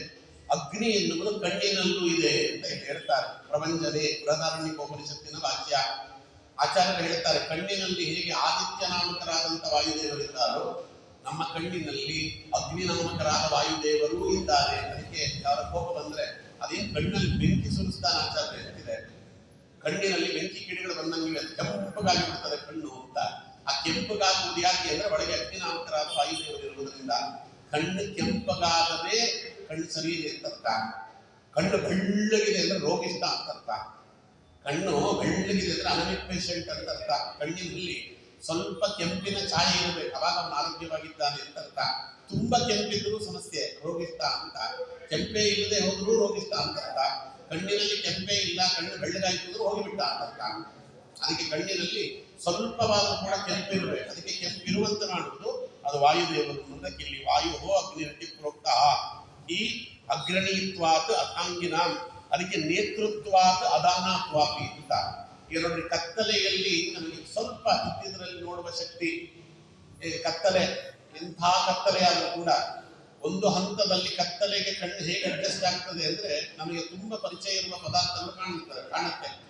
ಅದರ ಭಾವವನ್ನು ನಾವು ಅರ್ಥ ಮಾಡಿಕೊಳ್ತೇವೆ. ತುಂಬಾ ಚೆನ್ನಾಗಿ ಕಾಣದೆ ಹೋದ್ರು ಕೂಡ ಕತ್ತಲೆಯಲ್ಲಿ ಎಲ್ಲಿ ಬಾಗಿಲಿದೆ, ಎಲ್ಲಿ ಹೊಸಲಿದೆ, ಇದ್ರಲ್ಲಿ ಎಲ್ಲಿ ಕಡ್ಡಿಪಟ್ಟು ಸಿಗ್ತದೆ ಬೇಕಾದ್ರೆ ಹಿಂದಿನ ಕಾಲದಾದ್ರೆ ಅಲ್ವಾ. ಅದು ದೀಪ ಹಚ್ಚಬೇಕಾದ್ರೆ ಅಥವಾ ಮೊಂಬತ್ತಿ ಹಚ್ಚಬೇಕಾದ್ರೆ ಏನು ದೀಪ, ಬುಡ್ಡಿ ದೀಪ ಅಂತ ನಮ್ಮ ಕಾಲದಲ್ಲಿ ಇತ್ತು. ಅವೆಲ್ಲ ಹಚ್ಚಬೇಕಾದ್ರೆ ಕಡ್ಡಿಪಟ್ಟು ಬೇಕು. ಎಲ್ಲಿ ದೀಪ ಇಟ್ಟಿದ್ದಾರೆ ಅಜ್ಜಿ ಅಮ್ಮ ಇಟ್ಟಿದ್ದಾಳೆ, ಅವೆಲ್ಲ ಸುಮಾರು ಕಣ್ಣು ಹೋದ್ರು ಕೂಡ ನೀವೆಲ್ಲ ಕೂತಿರಿ ತರ್ತೀನಿ ಅಂತ ದೊಡ್ಡವರು ಎದ್ದು ಹೋಗೋರು. ಕತ್ತಲಲ್ಲಿ ಹೆಂಗ್ ಹೋಗೋರು ಅಂತ ಹೇಳಿದ್ರೆ ಕಣ್ಣಿನಲ್ಲಿ ಅಗ್ನಿನಾಮಕರಾದ ವಾಯುದೇವರು. ಯಾರು ಚೆನ್ನಾಗಿ ಜಪತಪಾದಿಗಳನ್ನು ಮಾಡ್ತಾರೆ, ಯಾರು ಚೆನ್ನಾಗಿ ಗಾಯತ್ರಿ ನಂತರದ ಉಪಾಸನೆ ಮಾಡ್ತಾರೆ, ಕಣ್ಣಿನಲ್ಲಿರುವ ಅಗ್ನಿನಾಮಕರಾದ ವಾಯುದೇವರು ಪ್ರಕಟರಾಗ್ತಾರಂತೆ ಹಿಂದಿನ ಕಾಲದಲ್ಲಿ. ಅದಕ್ಕೆ ನಾವೆಷ್ಟೋ ಕಥೆಗಳನ್ನು ಕೇಳಿದ್ದೇವಲ್ಲ, ಕಣ್ಣು ಹೀಗೆ ಬಿಟ್ರೆ ಕಣ್ಣಿನಲ್ಲಿ ಬೆಳಕು ಬರ್ತಿತ್ತು ಅಂತ. ಒಬ್ಬ ಋಷಿ ಇದ್ದ, ಆ ಋಷಿಗೆ ಹೆಸರು ಹೇಳುವುದಿಲ್ಲ. ಅವನು ಕಣ್ಣು ಬಿಟ್ರೆ ಕಣ್ಣಿನಲ್ಲಿ 1 ಮೈಲಿಗಾಗುವಷ್ಟು ಬೆಳಕು ಬರ್ತಿತ್ತಂತೆ. ಅದು ಉಪನಿಷತ್ತಿನಲ್ಲಿ ಬರುವ ಕಥೆ. ಅವನು ಕಣ್ಣು ಹೀಗೆ ಬಿಡ್ತಾನೆ, 1 ಕಿಲೋಮೀಟರ್ ಅಷ್ಟು ಕಣ್ಣಿನಿಂದ ಬೆಳಕು ಹೋಗ್ತದೆ. ಯಾರೊಬ್ಬ ಹೋಗ್ತಾ ಇದ್ದಂತೆ, ಕೈಯಲ್ಲಿ ಒಬ್ಬ ಋಷಿ ಒಂದು ಸಣ್ಣದಾಗಿರುವ ದೀಪಿಟ್ಟು ಕೇಳಿಕೊಂಡು ಹೋಗ್ತಾ ಇದ್ದ. ಅವನು ಕೇಳಿದ, ಎಷ್ಟು ವರ್ಷದಿಂದ ತಪಸ್ಸು ಮಾಡ್ತಿದ್ದೀಯ ನೀನು ಅಂತ ಕೇಳಿದಂತೆ. ನಾನು 1 ಕೋಟಿ ವರ್ಷದಿಂದ ತಪಸ್ಸು ಮಾಡ್ತಿದ್ದೇನೆ, ಏನ್ ನಿನ್ನ ಸಾಧನೆ ಅಂತ ಕೇಳಿದ. ಸಾಧನೆ ಏನಿಲ್ಲ, ವಿಷ್ಣು ಪ್ರೇರಣೆ ವಿಷ್ಣು ಪ್ರೀತಿ ಅಂತಂತಾವ. ಏನು ಬುದ್ಧಿ ಇಲ್ಲ, ನಾನು ನೋಡು ಬರೀ 10,000 ವರ್ಷದಿಂದ ತಪಸ್ಸು ಮಾಡ್ತಾ ಇದ್ದೇನೆ, ನನ್ನ ಸಾಧನೆ ಏನು ಗೊತ್ತಾ ಅಂತ ಕಂಡು ಬಿಟ್ಟನಂತೆ. 1 ಕಿಲೋಮೀಟರ್ ಅಷ್ಟು ಬೆಳಕು ಬಂತು, ನೋಡ್ದ ನನ್ನ ಸಾಧನೆ ಅಂತ ಹೇಳಿದಾವ. ಅದಕ್ಕೆ ಈ ಋಷಿ ಹೇಳಿದಂತೆ, ನಿನ್ನ ಸಾಧನೆ 5 ಪೈಸದ ಸಾಧನೆ ಅಂತ. ಹೆಂಗೆ ಅಂತ ಕೇಳಿದ್ರೆ 5 ಪೈಸಕ್ಕೆ ಈ ಬುಡ್ಡಿ ಬರ್ತದೆ ಆಗಿನ ಕಾಲದಲ್ಲಿ. ಆ ಬುಡ್ಡಿ ಎಣ್ಣೆ ಮತ್ತೆ ದೀಪ ಎಲ್ಲ ಸೇರಿದ್ರೆ 5 ಪೈಸಾ. ಇದನ್ನ ಹಾಕೊಂಡು ನಾವು ಹಿಡ್ಕೊಂಡು ಎಲ್ಲಿಗೆ ಬೇಕಾದ್ರೂ ಹೋಗ್ಬೋದಲ್ಲ. ಅಲ್ಲಿಗೆ ಕಣ್ಣಿಂದ ಬೆಳಕು ತೋರಿಸಿದೆ ಅಂದ್ರೆ ಅದು ಬರೀ 5 ಪೈಸದ ಸಾಧನೆ. 10,000 ವರ್ಷದ ತಪಸ್ಸನ್ನ 5 ಪೈಸದ ಸಾಧನೆ ಕಳ್ಕೊಂಡ್ಬಿಟ್ಟಿಯಲ್ಲೋ ಅಂತ ಹೇಳಿದ. ಅವಾಗ ಅವನಿಗೆ ಜ್ಞಾನೋದಯವಾಯಿತು. ಇನ್ನು ಮೇಲೆ ತಪಸ್ಸಿನ ಶಕ್ತಿಯನ್ನು ಲೌಕಿಕಕ್ಕೆ ಬಳಸಿಕೊಳ್ಳಬಾರದು ಅಂತ ಅವನಿಗೆ ಬುದ್ಧಿ ಬಂತು ಅಂತ ಒಂದು ಕಥೆ ಇದೆ. ಅದು ಅದರ ಕಥೆ ಇರಲಿ, ಅವ ಬಳಸ್ಕೊಳ್ಳಿಲ್ಲ. ಕಣ್ಣಿನಲ್ಲಿ ಆ ಬೆಳಕು ಎಲ್ಲಿಂದ ಬಂತು ಅಂದ್ರೆ ಅಗ್ನಿನಾಮಕರಾದ ವಾಯುದೇವರು ಅದನ್ನ ಉದ್ದೀಪನೆಗೊಳಿಸಿದರು ಅಂತ ಇಲ್ಲಿ ಹೇಳ್ತಾರೆ. ಹಾಗಾಗಿ ಸೋ ಅಂಗನೇತೃತ್ವಾತ್ ಅಗ್ನಿರಿತ್ಯ ವಿಧೀಯತೆ ಅಂತ. ಅಗ್ನಿ ಅಂತರ್ಗತರಾಗಿದ್ದು ಜಗತ್ ಪ್ರದಕ್ಷಿಣೆ ಎಲ್ಲ, ಜಗತ್ತಿನ ರಕ್ಷಣೆ ಎಲ್ಲವನ್ನು ಮಾಡುವವರೇ ದೇವರೇ. ಬೆಂಕಿ ಎನ್ನುವುದು ದೇಹದಲ್ಲಿಲ್ಲ ಅಂದ್ರೆ ಮನುಷ್ಯ ಬದುಕುವುದಿಲ್ಲ. ವೈಶ್ವಾನರ ನಾಮಕನಾಗಿರ್ತಕ್ಕಂತಹ ಅಗ್ನಿ ಒಳಗಿರಬೇಕಲ್ವ, ಜೀರ್ಣಾಗ್ನಿ ಅಂತ ಕರೀತೇವೆ, ಉದರಾಗ್ನಿ. ಒಳಗೆ ಜೀರ್ಣಶಕ್ತಿ ಎನ್ನುವುದು ಸರಿಗಿಲ್ಲ ಅಂದ್ರೆ ಮನುಷ್ಯ ತಿಂದು ತರಗುವುದಿಲ್ಲ. ಅಜೀರ್ಣ ಪ್ರಭವ ರೋಗ ಅಂತ ಅವನು ಬಿಡಿಯಾಚಾರ್ಯ ಕಲ್ ತಿಂದ್ರು ಕರಗಿಸ್ತಾನೆ. ಅವನಿಗೆ ಹೊಟ್ಟೆನಲ್ಲಿ ಅವನಿಗೆ ಜಠರಾಗ್ನಿ ತುಂಬಾ ಚೆನ್ನಾಗಿದೆ ಅಂತ ಮಾತಾಡ್ತಾರೆ ವೈದ್ಯರು. ಏನ್ ತಿಂದ್ರು ಅರಗತ್ತೆ ಅಂತ. ಕೆಲವು ಜನ ಏನ್ ತಿಂದ್ರು ಅರಗತ್ತೆ, ಕೆಲವರು ಏನ್ ತಿಂದ್ರು ಅರಗುದಿಲ್ಲ. ಯಾಕಂಬುದಿಲ್ಲ ಅಂದ್ರೆ ಜೀರ್ಣಶಕ್ತಿ ಸರಿ ಇಲ್ಲ. ಜೀರ್ಣಶಕ್ತಿ ಸರಿ ಇರೋದಕ್ಕೂ ಇಲ್ಲದೆ ಇರೋದಕ್ಕೂ ಅಗ್ನಿನಾಮಕರಾದಂಥ ವಾಯುದೇವರು ಒಳಗಿದ್ದು ಅವರು ಏನ್ ಕೆಲಸ ಮಾಡ್ತಿದ್ದಾರೆ ಅನ್ನೋದ್ರ ಮೇಲೆ ಹೋಗ್ತದೆ. ವಾಯುದೇವರು ಒಳಗಿದ್ದು ತಮ್ಮ ರೂಪವನ್ನು ಸರಿಯಾಗಿ ಪ್ರಕಟ ಮಾಡಿದ್ರು ಏನ್ ತಿಂದ್ರು ಕೂಡ ಅರಗತ್ತೆ. ವಾಯುದೇವರು ಒಳಗಿದ್ದು ಶಕ್ತಿಯನ್ನು ಪ್ರಕಟ ಮಾಡಲಿಲ್ಲ, ಏನ್ ತಿಂದ್ರು ಅರಗುವುದಿಲ್ಲ. ಇದನ್ನ ಇಲ್ಲಿ ವೇದದಲ್ಲಿ ಅದನ್ನ ತಿಳಿಸಿಕೊಡ್ತಾರೆ. ಸ್ವಂಗನೇತೃತ್ವಾತ್ ಅಗ್ನಿರಿತ್ಯ ವಿಧೀಯತೆ. ಆಮೇಲೆ ಅಗ್ನಿಯನ್ನ ಪ್ರತಿಷ್ಠಾಪನೆ ಮಾಡುತ್ತಾರೆ. ಅದರಲ್ಲಿ ನೀವು ಯಾವ ದೇವತೆಯ ಹೆಸರು ಹೇಳಿ ಆಹುತಿ ಆಗ್ತೀರೋ ಆ ದೇವತೆಗೆ ಅದು ತಲುಪುವಂತೆ ಮಾಡುವುದು ಅಗ್ನಿದೇವರಲ್ಲ, ಒಳಗಿರುವಂತ ವಾಯುದೇವರು ಅಂತ ಇಲ್ಲಿ ಹೇಳ್ತಾರೆ. ಅಗ್ನಿಗ ಶಕ್ತಿ ಯಾಕೆ ಗೊತ್ತಾ? ಅಗ್ನಿ ತನಗೆ ಮೇಲಿನ ದೇವತೆಗಳಿದ್ದಾರೆ, ಕೆಳಗಿನ ದೇವತೆಗಳಿದ್ದಾರೆ ಅಲ್ವಾ. ಗಣಪತಿ ಹೋಮ ಅಂತ ಮಾಡ್ತಾರೆ. ಗಣಪತಿ ಬರುವುದು 18ನೇ ಕಕ್ಷೆಯಲ್ಲಿ, ಅಗ್ನಿ ಇರುವುದು 15ನೇ ಕಕ್ಷೆಯಲ್ಲಿ. ಎಲ್ಲವೂ ಕೂಡ ಅಲ್ಲಿ ಹೇಳಿ ನವಗ್ರಹ ಧಾನ್ಯಗಳನ್ನು ಹಾಕ್ತಾರೆ, ನವಗ್ರಹಗಳ ಸಮಿತಿ ಹಾಕ್ತಾರೆ. ನವಗ್ರಹಗಳಲ್ಲಿ ಪೂಜಾ ಇವರೆಲ್ಲ ಕೆಳಗೆ ಬರುವವರು. ಎಲ್ಲ ಕಡೆ ಮೇಲೆ ಕೆಳಗೆ ಎರಡೂ ಕಡೆ ಅದನ್ನು ಸಂಚಾರ ಮಾಡಿ ಯಾವ್ಯಾವ ದೇವತೆಗಳು ಯಾವ್ಯಾವ ಲೋಕದಲ್ಲಿದ್ದಾರೋ ಅವರಿಗೆ ಹವಿಸ್ಸನ್ನು ಹೋಗಿ ತಲುಪಿಸುವುದಕ್ಕೆ ಅಗ್ನಿಯ ಒಳಗೆ ಅಗ್ನಿನಾಮಕರಾದ ವಾಯುದೇವರಿದ್ದು ಅಲ್ಲಿ ತಲುಪಿಸ್ತಾರೆ. ಭಗವಂತನಿಂದ ಹಿಡಿದು ಎಲ್ಲ ಜೀವಿಗಳಿಗೂ ತಲುಪಿಸ್ತಾರೆ. ಆ ಶಕ್ತಿ ಅವರಿಗಿದೆ, ಹಾಗಾಗಿ ಅವರಿಗೆ ಅಗ್ನಿ ಅಂತ ಕರೀತಾರೆ ಅಂತ ಇದೊಂದು ಹೆಸರನ್ನ ವೇದ ಹೇಳ್ತದೆ. ವಾಯುದೇವರಿಗೆ ಸೂತ್ರ ಅಂತ ಹೆಸರಿದೆ. ಸಹೋವಾಚ ವಾಯು ವೈ ಗೌತಮ ತತ್ಸೂತ್ರಂ ವಾಯುನಾ ವೈ ಗೌತಮ ಸೂತ್ರೇಣ ಅಯಂಚ ಲೋಕಃ ಪರಶ್ಚ ಲೋಕಃ ಸರ್ವಾಣಿ ಚ ಭೂತಾನಿ ಸಂದೃಪ್ತಾನಿ ಭವಂತೀತಿ ಸ್ಯೂತಂ ಜಗದಿದಂ ಯಸ್ಮಿತ್ ಸೂತ್ರಂ ವಾಯುರಸೌ ಸ್ಮೃತಃ ಇತಿ ಉಪನಿಷತ್ಸು ಬೃಹದಾರಣ್ಯಕೋಪನಿಷತ್. ಬೃಹದಾರಣ್ಯಕೋಪನಿಷತ್ತಿನಲ್ಲಿ ವಾಯುದೇವರಿಗೆ ಸೂತ್ರ ಅಂತ ಕರೀತಾರೆ. ವಾಯುದೇವರು ಭಗವಂತನಾಜ್ಞೆಯಿಂದ ತನ್ನ ನಿಯಮನದಿಂದ ತನ್ನ ಸಾಮರ್ಥ್ಯದಿಂದ ಜಗತ್ತನ್ನ ಬಂಧಿಸ್ತಾರೆ. ಜಗತ್ತು ವಾಯುದೇವರಿಂದ ಬಂಧನಕ್ಕೊಳಪಟ್ಟಿದೆ. ಆದ್ದರಿಂದ ಅವರಿಗೆ ಸೂತ್ರ ಅಂತ ಹೆಸರು. ಭಗವಂತ ಅದಕ್ಕೆ ಸೂತ್ರ ನಾಮಕರಾದ ವಾಯುದೇವರು ಅಂತ ತೋರಿಸಲಿಕ್ಕೆ ಉಡುಪಿಯಲ್ಲಿ ಕೃಷ್ಣ ಒಂದು ಕೈಯಲ್ಲಿ ತಾನು ಸೂತ್ರ ಹಿಡ್ಕೊಂಡಿದ್ದಾನೆ, ಒಂದು ಕೈಯಲ್ಲಿ ದಂಡ. ಅದು ಪೂರ್ತಿಯಾಗಿ ಕಡಗೋಲಿದ್ದಂಗಿಲ್ಲ. ನೀವು ಅದೊಂದು ಸರಿ ಗಮನಿಸಿದ್ರೆ ಗೊತ್ತಾಗ್ತದೆ. ಬರೀ ಕಡಗೋಲಿನ ಕೋಲಿದೆ, ಕೋಲಿಗೆ ಹೊಡೆಯಲಿಕ್ಕೆ ಅಂತ ಹೆದರಿಸಬೇಕು ಅಂತ ಬಂದಂತೆ. ಅವಳು ಏನ್ ಮಾಡ್ತಿದ್ರು, ಹೀಗೆ ಕಡಿತಾ ಕೂತಿದ್ದು ಅವಳು ಬೆಣ್ಣೆಯನ್ನ. ಕೃಷ್ಣ ಬಂದು ಹಿಂದಿನಿಂದ ಬಾ ಚಪ್ಪಿದ. ಈ ಸಮಯದಲ್ಲಿ ಬಂದಿಯಲ್ಲೋ, ಬೆಣ್ಣೆ ಕಡಿತಿದ್ದಲ್ಲ, ಹಾಳಾಯ್ತು ಪಕ್ಕಕ್ಕೆ ತಳ್ಳಿದ್ಲಂತೆ ಯಶೋದೆ. ಅವನಂದ, ನನಗೆ ನಂದಿನಿ ಬೆಣ್ಣೆ ಇಲ್ಲದೆ ಬಂದವನಲ್ಲ, ನಾನು ಕ್ಷೀರ ಸಮುದ್ರದ ಶಾಹಿಯಾಗಿದ್ದವ. ನೀ ಕೊಡೋ ಬೆಣ್ಣೆ, ನೀ ಕೊಡೋ ಹಾಲು ಮೊಸರಿಗೆಲ್ಲ ಆಸೆ ಪಟ್ಟು ನಾನು ಬಂದವನಲ್ಲ, ಮಾಡ್ತೇನೆ ಅಂತ ಸ್ವಾಮಿ ಏನ್ ಮಾಡಿದ, ಆ ಕೈಯಲ್ಲಿ ಇಟ್ಕೊಂಡಲ್ಲ, ಒಂದು ಕೈಯಲ್ಲಿ ಆ ಕಡಗೋಲನ್ನು ಹಿಡಿದ, ಇನ್ನೊಂದು ಕೈಯಲ್ಲಿ ಆ ದಾರವನ್ನು ಹಿಡಿದು ಎಳೆದಂತೆ. ಎಳೆದಾಗ ಆ ಇಡೀ ಮಡಕೆ ಒಡೆಯಿತು. ಒಡೆದಂತ ಮಡಕೆಯಲ್ಲಿದ್ದಂತ ಬೆಣ್ಣೆ ಎಲ್ಲ ಕೃಷ್ಣನ ಅಡಿಯಿಂದ ಮುಡಿಯವರೆಗೂ ಕೂಡ ಪೂರ್ತಿಯಾಗಿ ಅಲಂಕೃತವಾಯಿತು. ಭಗವಂತನ ಕೈಯಲ್ಲಿ ಅದೊಂದು ಕೋಲು ಹೊಡೆಯಿತು, ಒಂದು ಕೈಯಲ್ಲಿ ಅದೊಂದು ದಾರ ಹಗ್ಗ ಹೊಡೆಯಿತು. ಕೊನೆಯಲ್ಲಿ ಕೇಳ್ತಾಳೆ ಯಶೋದೆ, ಅಮ್ಮ ನಿನ್ಗೇನು, ನಿನ್ನ ಆಸೆ ಏನಿದೆ?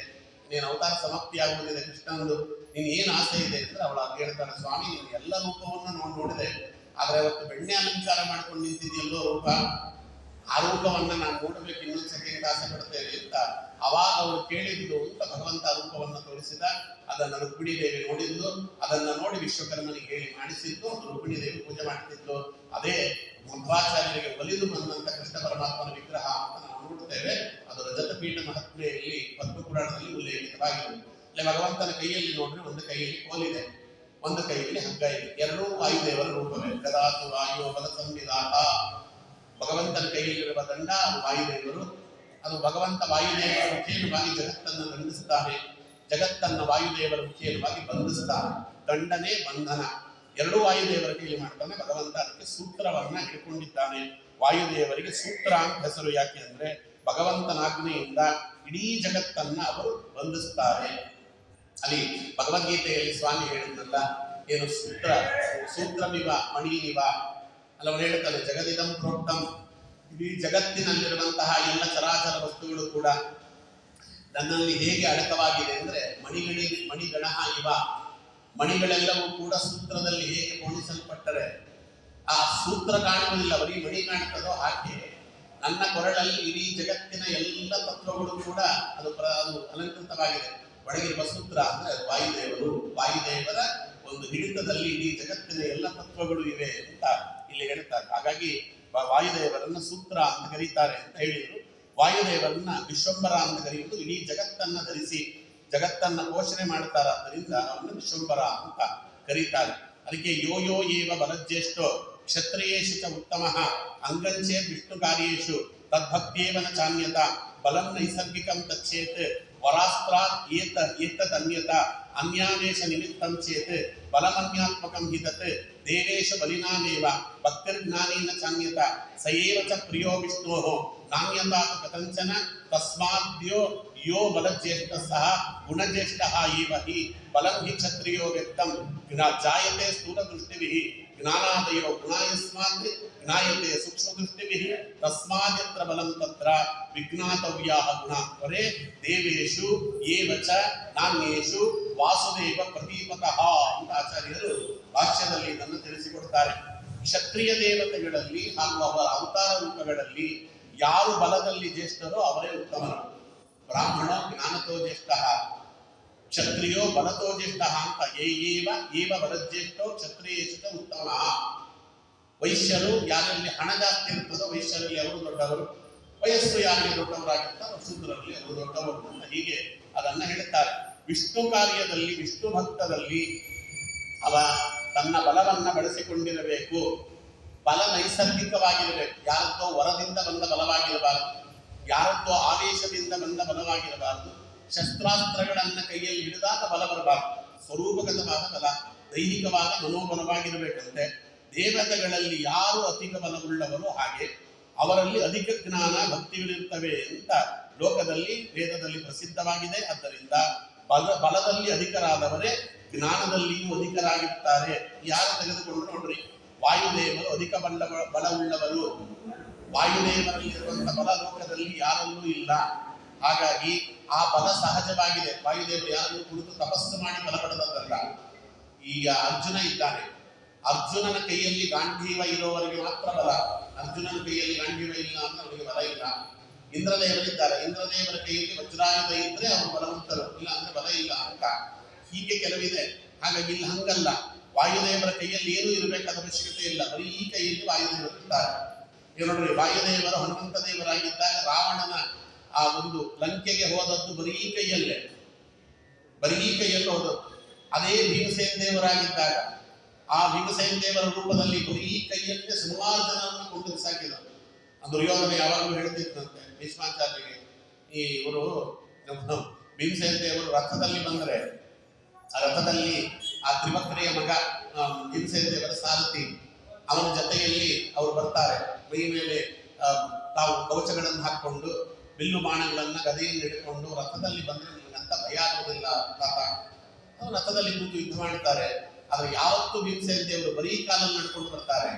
ಮೈ ಮೇಲೆ ಯಾವುದೇ ರೀತಿಯಾಗಿರ್ತಕ್ಕಂಥ ಕವಚಗಳಿರುವುದಿಲ್ಲ, ಬರೀ ಕೈಯಲ್ಲಿರ್ತಾರೆ, ನಡ್ಕೊಂಡು ಬರ್ತಾರೆ. ನಮಗೆ ಭಯ ಆಗಿರುತ್ತದೆ. ಯಾಕೆಂದ್ರೆ ಏನ್ ಮಾಡ್ತಾರೆ ಅಂತ ಗೊತ್ತಾಗುತ್ತಿಲ್ಲ. ರಥ ತೆಗೆದು ರಥಕ್ಕೆ ಹೊಡೆದು ಬಿಡ್ತಾರೆ, ಆನೆ ತೆಗೆದು ಆನೆ ಕುಡಿತಾರೆ, ಅಕ್ಷೋಹಿಣಿ ಗಟ್ಟಲೆ ಸೈನ್ಯವನ್ನು ಸಂಹಾರ ಮಾಡಿಬಿಡ್ತಾರೆ.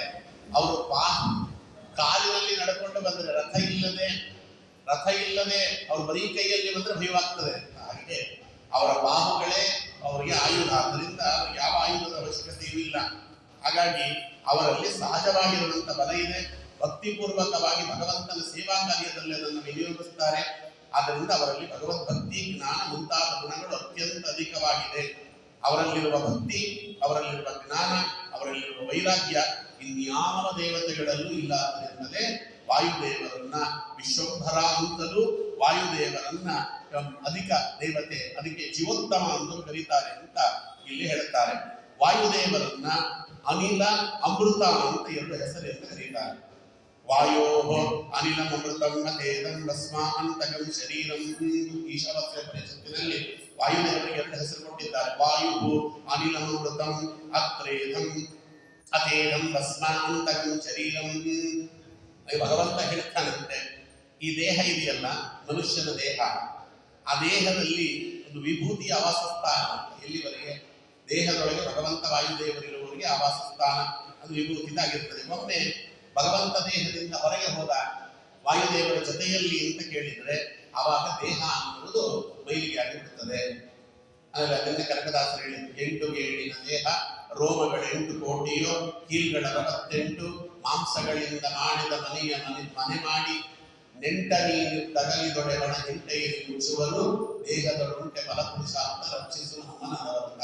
ಎಲ್ಲಿವರೆಗೂ ಒಳಗೆ ಭಗವಂತ ನೆಂಟನಾಮಕನಾಗಿರ್ತಾನೆ ವಾಯುದೇವರ ಜೊತೆಯಲ್ಲಿ, ಅಲ್ಲಿವರೆಗೆ ಈ ಶರೀರಕ್ಕೆ ಬೆಲೆ. ಇದು ಹೇಯ ಅಲ್ಲ, ಹೇಯವಾಗಿರ್ತದೆ. ಯಾವಾಗ ಭಗವಂತ ಹೊರಗೆ ಹೋದ ಹೇಯವಾಗಿರ್ತದೆ. ಅದನ್ನ ಸ್ವಾಮಿ ಇಲ್ಲಿ ಹೇಳ್ತಾನೆ, ನಾನು ಹೊರಗೆ ಹೋದರೆ ಆ ಶರೀರ ಹೇಯವಾಗ್ತದೆ. ಶರೀರಕ್ಕಾಗುವಂತ ಮರಣಾದಿ ದೋಷಗಳು ನನಗೆ ಯಾವುದೂ ಆಗುವುದಿಲ್ಲ. ಕಾರಣ ಏನು ಅಂದ್ರೆ, ನಾನು ವಾಯುದೇವರನ್ನು ಅಮೃತ ಅಂತ ಕರೀತೇವೆ. ವಾಯುದೇವರ ಅಮೃತ ಅಂದ್ರೆ ಮೃತದಾಗದ ಅಮೃತ. ವಾಯುದೇವರಿಗೆ ಮೃತತ್ವ ಇಲ್ಲ. ವಾಯುದೇವರಿಗೆ ಯಾವ ರೀತಿಯಾಗಿರ್ತಕ್ಕಂತಹ ಛೇದ ಭೇದಗಳಿಲ್ಲ. ಅಂದ್ರೆ ಅವರು ಅಮೃತತ್ವವನ್ನ ಕೊಟ್ಟವ ನಾನು, ನನಗೇನಾಗ್ತದೆ ಅಂತ ಭಗವಂತ ಹೇಳಿದ ಅಂತ ಒಂದು. ಅದಕ್ಕೆ ವಾಯುದೇವರನ್ನು ಅಮೃತ ಅಂತ ಕರೀತಾರೆ ಅಂತ. ವಾಯುದೇವರನ್ನು ಅನಿಲ ಅಂತ ಕರೀತಾರೆ. ಯಾಕೆ ಅನಿಲ ಅಂತ ಕರೀತಾರೆ? ಅದಕ್ಕೆ ಇಲ್ಲಿ ಅಕಾರ ವಾಚ್ಯ ಬ್ರಹ್ಮ ಯಸ್ಯ ನಿಲಯ ಯಸ್ಯ ಸಹ ಅನಿಲ ಅಂತ ಆಚಾರ್ಯರದಕ್ಕೆ ಭಾಷ್ಯ ಬರೆದಿದ್ದಾರೆ. ಅಕಾರ ವಾಚ್ಯನಾಗಿರ್ತಕ್ಕಂಥ ಭಗವಂತ ಯಾರಲ್ಲಿ ನಿಲಯನಾಗಿದ್ದಾನೋ, ಒಂದು ಕ್ಷಣವೂ ಬಿಡದೆ ಯಾರಲ್ಲಿ ಭಗವಂತ ಇರ್ತಾನೋ, ಅಂದ್ರೆ ಭಗವಂತ ಎಲ್ಲರಲ್ಲೂ ಇರ್ತಾನೆ, ಆದರೆ ಎಲ್ಲರಲ್ಲಿ ಇರುವಂತೆ ವಾಯುದೇವರಲ್ಲ. ಭಗವಂತ ಎಲ್ಲರಲ್ಲಿ ಇರ್ತಾನೆ, ತನ್ನ ಇರುವಿನ ಅರಿವನ್ನು ಎಲ್ಲ ಕಾಲಕ್ಕೂ ಕೊಡುವುದಿಲ್ಲ ಸ್ವಾಮಿ ಇತರರಿಗೆ.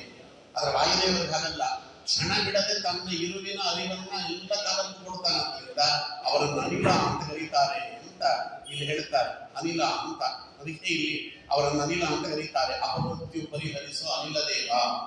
ಯಾಕಂದ್ರೆ ಭಗವಂತನನ್ನು ಸದಾ ಕಾಲ ನಿಮ್ಮಲ್ಲಿ ಹೊತ್ತು ನೀವು ಅನಿಲರಾಗಿದ್ದೀರಿ. ಅಕಾರ ವಾಚ್ಯ ಬ್ರಹ್ಮ ಯಸ್ಯ ನಿಲಯ ಯಸ್ಯ ಸಹ ಅನಿಲ. ಅದಕ್ಕೆ ಸವೇದ ಏತತ್ ಪರಂ ಬ್ರಹ್ಮಧಾಮ. ಭಗವಂತ ಅವನಿಗೆ ಬ್ರಹ್ಮಧಾಮ ಅಂತ ವಾಯುದೇವರಿಗೆ ಇನ್ನೊಂದು ಹೆಸರಿದೆ. ಕಠೋಪನಿಷತ್ತಿನಲ್ಲಿ ವಾಯುದೇವರಿಗೆ ಬ್ರಹ್ಮಧಾಮ ಅಂತ ಕರೀತಾರೆ, ಪ್ರಧಾನ ಧಾಮ ಅಂತ ಕರೀತಾರೆ. ಪ್ರಧಾನ ಧಾಮ ವಿಷ್ಣುವಸ್ತು ಪ್ರಾಣ ಏವ ಪ್ರಕೀರ್ತಿತಃ. ಅದಕ್ಕೆ ಬ್ರಹ್ಮಧಾಮ ಸೈವ ಸವೇದ ಏತತ್ ಪರಂ ಬ್ರಹ್ಮಧಾಮ. ಸದಾಕಾಲ ಭಗವಂತ ಬ್ರಹ್ಮನಾಮಕನಾಗಿ ಪರಬ್ರಹ್ಮನಾಮಕನಾಗಿ ಒಬ್ಬರಲ್ಲಿ ಸದಾಕಾಲ ತಾನು ತನ್ನ ರೂಪದ ಇರುವಿಕೆಯನ್ನು ತೋರ್ಪಡಿಸ್ತಾನೆ ಜಗತ್ತಿಗೆ. ಅದರಿಂದ ಬ್ರಹ್ಮಧಾಮ. ಭಗವಂತ ಪ್ರಧಾನವಾಗಿರುವುದು ವಾಯುದೇವರಲ್ಲೇ. ಎಲ್ಲಿ ವಾಯುದೇವರಿರ್ತಾರೋ ಅಲ್ಲಿರ್ತಾನೆ, ಎಲ್ಲಿ ವಾಯುದೇವರಿರುವುದಿಲ್ಲ ಅಲ್ಲಿರುವುದಿಲ್ಲ. ಅದರಿಂದ ಪ್ರಧಾನ ಧಾಮ ಅವರು. ಪ್ರಧಾನ ಧಾಮ ವಿಷ್ಣುವಸ್ತು ಪ್ರಾಣ ಏವ ಪ್ರಕೀರ್ತಿತ. ಭಗವಂತ ಪ್ರಧಾನ ಧಾಮಕನಾಗಿ ವಾಯುವಿನಲ್ಲಿರ್ತಾರೆ. ಆದ್ದರಿಂದ ವಾಯುವಿಗೆ ಪ್ರಾಣ ಅಂತ ಕರೀತಾರೆ ಅಂತ ಇಲ್ಲಿ ಹೇಳುತ್ತದೆ. ಹಾಗಾಗಿ ಇವೆರಡನ್ನೂ ಸೇರಿಸಿ ಬ್ರಹ್ಮಧಾಮ ಮತ್ತೆ ಪ್ರಧಾನ ಧಾಮ ಅನ್ನುವುದು ಎರಡನ್ನೂ ಸೇರಿಸಿ ಅಖಿಲ ಗುಣ ಸದ್ಧಾಮ ಅಂತ ಅಲ್ಲಿ ಶ್ರೀಪಾದರಾಜರು ಅವರನ್ನು ವಾಯುದೇವರನ್ನು ಕರೆದಿದ್ದಾರೆ ಅಂತ ಇಲ್ಲಿ ನಾವು ನೋಡುತ್ತೇವೆ. ಹಾಗಾಗಿ ವಾಯುದೇವರ ಅಪೂರ್ವವಾಗಿರ್ತಕ್ಕಂತಹ ಇದು ಅವರಿಗೆ ಸನ್ನಿಧಾನ ಭಗವಂತನಲ್ಲಿದೆ ಎನ್ನುವುದು ವಿಶೇಷ. ಅದಕ್ಕೆ ಶ್ರೀಪಾದರಾಜರು ಅಖಿಲ ಗುಣ ಸದ್ಧಾಮ ಅಂತ ಕರೀತಾರೆ ಅಂತ. ವಾಯುದೇವರಿಗೆ ಕೂರ್ಮ ರೂಪ ಇದೆ, ವಾಯು ಕೂರ್ಮ ಅಂತ ಕರೀತಾರೆ. ಹೇಗಿರ್ತದ? ಸಯೇಷ ಕೂರ್ಮ ರೂಪೇಣ ವಾಯು ಅಂಡೋದಕ್ಕೆ ಸ್ಥಿತಃ ವಿಷ್ಣುನಾ ಕೂರ್ಮ ರೂಪೇಣ ಧಾರಿತೋ ಅನಂತಧಾರಕ. ಅಸ್ಯ ಪಾದಾ ಹಿ ಚತ್ವಾರೋ ಅಂಡೋದ ಕೋಣ ಸಂಸ್ಥಿತಾಃ ಉದರಂ ತಭೂಮಿ ಸಂಸೃಷ್ಟಂ ಅತಿರಿಚ್ಯ ಭ್ರುವಂ ಪುನಃ ಪಾರ್ಶ್ವತಃ ಪೃಚ್ಛತಶ್ಚೈವ ಶಿರಶ್ಚೋದಕ ಸಂಸ್ಥಿತಂ ಆಕಾಶಮುದ್ಧರೆ ತಸ್ಯ ದ್ರೌಃ ಪೃಷ್ಠೆ ಸಂಸ್ಥಿತಾ ವಿಭೋ ಏವಂ ವಿದ್ವಾಂಸು ಯತ್ರೈತಿ ತತ್ರೈತಿ ಪ್ರತಿಷ್ಠತಿ ಇತಿ ಪ್ರಭಂಜನೆ ಅಂತ ಬೃಹದಾರಣ್ಯಕೋಪನಿಷತ್ತಿನ ಭಾಷ್ಯದಲ್ಲಿ ಆಚಾರ್ಯ ಹೇಳ್ತಾರೆ. ಪ್ರಾಣದೇವರಿಗೆ ಕೂರ್ಮ ರೂಪ ಇದೆ. ಹೆಂಗಿದೆ ಅದು? ಬ್ರಹ್ಮಾಂಡದಲ್ಲಿರುವ ಅಗಾಧವಾದ ಜಲರಾಶಿಯಲ್ಲಿ ಆ ಕೂರ್ಮ ರೂಪ ಇರ್ತದೆ. ಅದು ಹೇಗಿದೆ ಅಂದ್ರೆ, ವಿಷ್ಣುವಿನ ಕೂರ್ಮ ಇದೆಯಲ್ಲ, ವಿಷ್ಣು ಕೂರ್ಮ, ಆ ವಿಷ್ಣು ಕೂರ್ಮನ ಬಾಲವನ್ನಾಶ್ರಯಿಸಿಕೊಂಡಿದ್ದಾರೆ. ಭಗವಂತ ವಿಷ್ಣು ಕೂರ್ಮನಾಗಿದ್ದಾನೆ. ವಿಷ್ಣು ಕೂರ್ಮನ ಬಾಲದ ಮೇಲೆ ವಾಯುಕೂರ್ಮ ರೂಪದಲ್ಲಿ ವಾಯುದೇವರಿದ್ದಾರೆ. ಅವರು ಶೇಷನ ಸಹಿತವಾಗಿ ಅವರು ಜಗತ್ತನ್ನ ಧರಿಸಿದ್ದಾರೆ. ಇದನ್ನೇ ಅಲ್ಲಿ ಅವರು ಆವಕಚ್ಚಪ ರೂಪದಿಂದ ಲಂಡೋದಗದಿ ಓವಿ ಧರಿಸಿದ ಶೇಷ ಮೂರುತಿಯನು. ಓವಿ ಅಂದ್ರೆ ಪ್ರೀತಿಯಿಂದ ಅಂತ. ಪ್ರೀತಿಯಿಂದ ಶೇಷದೇವರ ಸಹಿತವಾಗಿ ಇಡೀ ಬ್ರಹ್ಮಾಂಡವನ್ನ ಧರಿಸಿದ್ದಾರೆ. ಆವವನ ಬಳಿಬಿಡಿದು ಹರಿಯ ಸುರರೈದುವರು ಆವಾಯು ನಮ್ಮ ಕುಲಗುರುರಾಯ ಅಂತ ನಾವು ಹೇಳಿದ್ವಿ. ಅದು ಇಲ್ಲಿ ಪ್ರಪಂಚನ ಅನ್ನುವ ಗ್ರಂಥದಲ್ಲಿದೆ ಅಂತ ಬೃಹದಾರಣ್ಯಕೋಪನಿಷತ್ತಿನಲ್ಲಿ ಆಚಾರ್ಯರು ಹೇಳಿದರು. ನೋಡಿ ಹೆಂಗಿದೆ ಅಂತ. ಆ ವಾಯುಕೂರ್ಮಕ್ಕೆ 4 ಪಾದಗಳಿವೆ ಅಂತೆ. ಆ 4 ಪಾದಗಳು ಕೂಡ 4 ಕೋಣ ಮೂಲೆಯಲ್ಲಿ ಇಟ್ಟಿದ್ದಾರೆ. 4 ಪಾದಗಳು ಭೂಮಿಯನ್ನ ಎದೆಯ ಮೇಲೆ ಧರಿಸಿದ್ದಾರಂತೆ ವಾಯುದೇವರು ವಿಶೇಷ ದೇವರ ಮುಖೇನವಾಗಿ. ಅವರ ಶಿರಸ್ಸು ಪೂರ್ವ ದಿಕ್ಕಿನಲ್ಲಿದೆ, ಬಾಲ ಪಶ್ಚಿಮ ದಿಕ್ಕಿನಲ್ಲಿದೆ, ಉದರದಲ್ಲಿ ಆಕಾಶವಿದೆ, ತಿಲೋಕ ಬೆನ್ನಿನ ಮೇಲಿದೆ.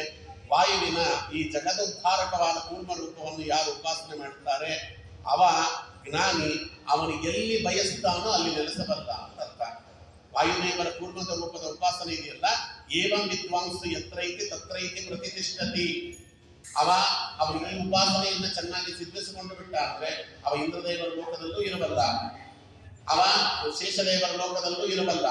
ಅವ ಯಾವ ಲೋಕದಲ್ಲಿ ಮುಕ್ತ ವೈಕುಂಠವೊಂದನ್ನು ಬಿಟ್ಟು ಅವನು ಯಾವ ಲೋಕದಲ್ಲಿ ಬೇಕಾದರೂ ಕೂಡ ಅವನು ಓಡಾಡಬಲ್ಲ, ಇರಬಲ್ಲ ಅವನ ಮನಸ್ಸಿಗೆ ತೋಚಿದಂತೆ. ಕಾರಣ ಅದು ವಾಯುದೇವರ ಕೂರ್ಮ ರೂಪವನ್ನ ಅವ ಉಪಾಸನೆ ಮಾಡಿ ಸಿದ್ಧಿಸಿಕೊಂಡ ಅಂತಲೇ ವಾಯುಕೂರ್ಮ ಅಂತ ಚಿಂತನೆ ಮಾಡ್ರಿ.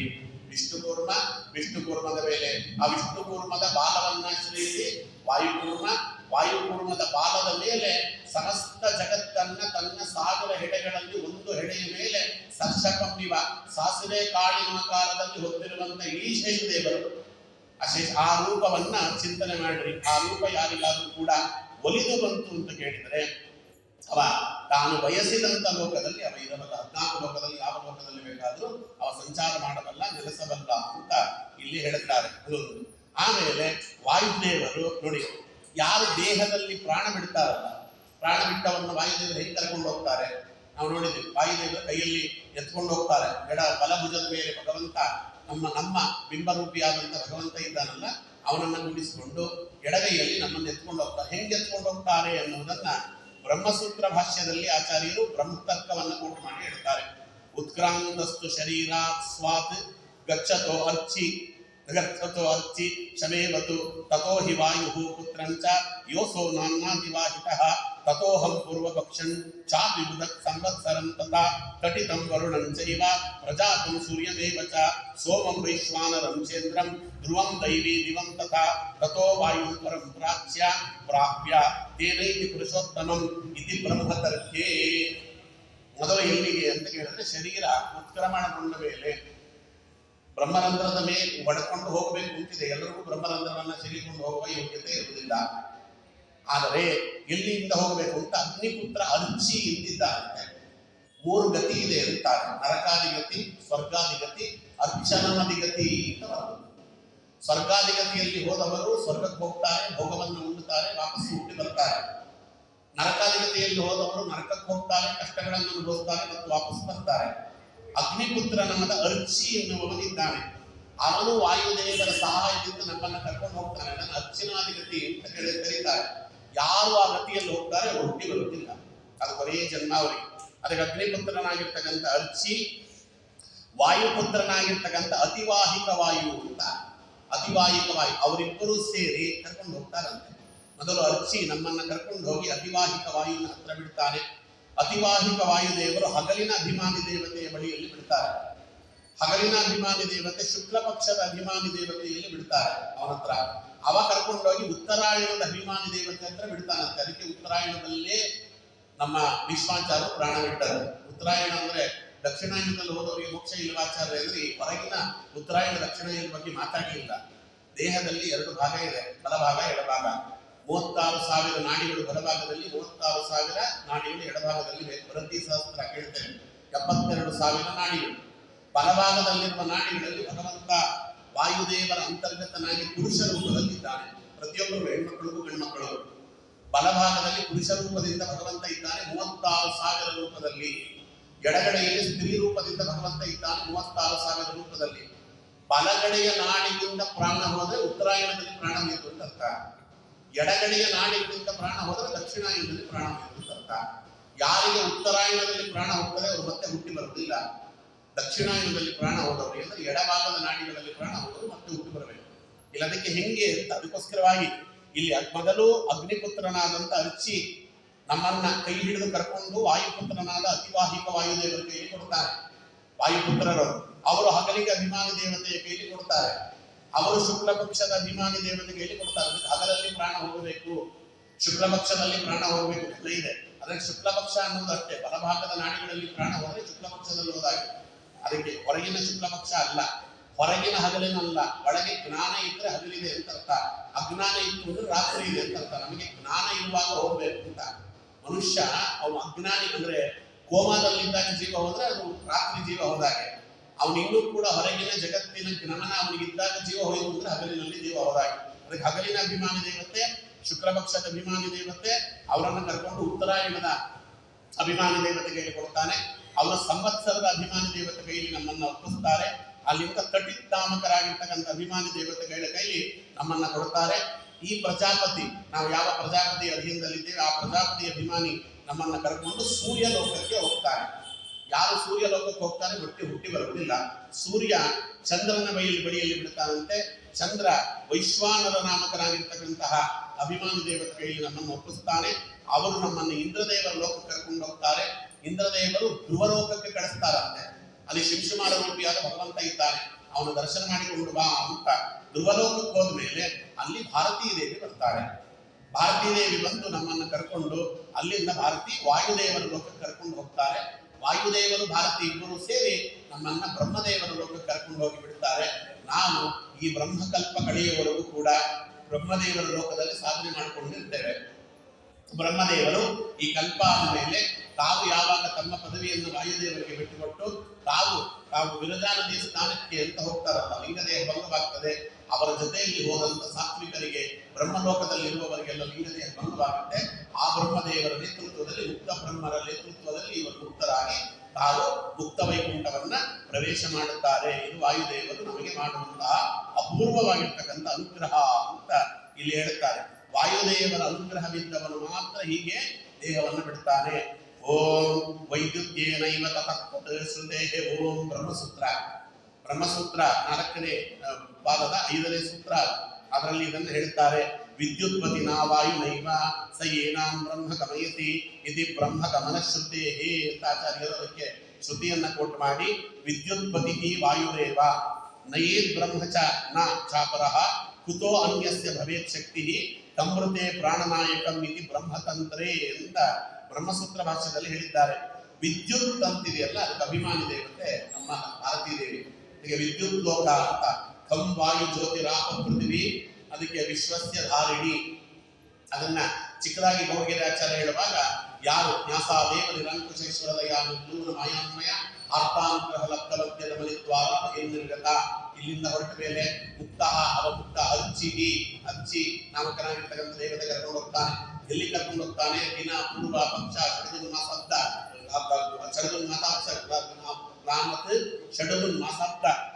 ಅಲ್ಲಿ ಮಾಸಾಬ್ದ ವಂಶಾಂಶ ಸಂವತ್ಸರ. ಲೌ ವಿದ್ಯುತ್ ವರ್ಣೇಂದ್ರ ಧಾತೃವಿಹಿತ ಲೌ ವಿದ್ಯುತ್ ವರ್ಣೇಂದ್ರ ಅಂತಿದೆ. ವಿದ್ಯುತ್ ಲೋಕ ಅಂದ್ರೆ ವಾಯುದೇವರ ಪತ್ನಿಯಾದಂತಹ ನಮ್ಮ ಭಾರತೀ ದೇವಿಯ ಲೋಕ. ಅದಕ್ಕೆ ದಿನ ಪೂರ್ವ ಪಕ್ಷ ಷಡದುನ್ಮಾಸಾಬ್ದ ವಾತಾಂಶಮತೆ ಲೌ ವಿದ್ಯುತ್ ವರ್ಣೇಂದ್ರ ಧಾತೃವಿಹಿತ ಸೀಮಾಂತ ಸಿಂಧು ಆತ್ಮತ.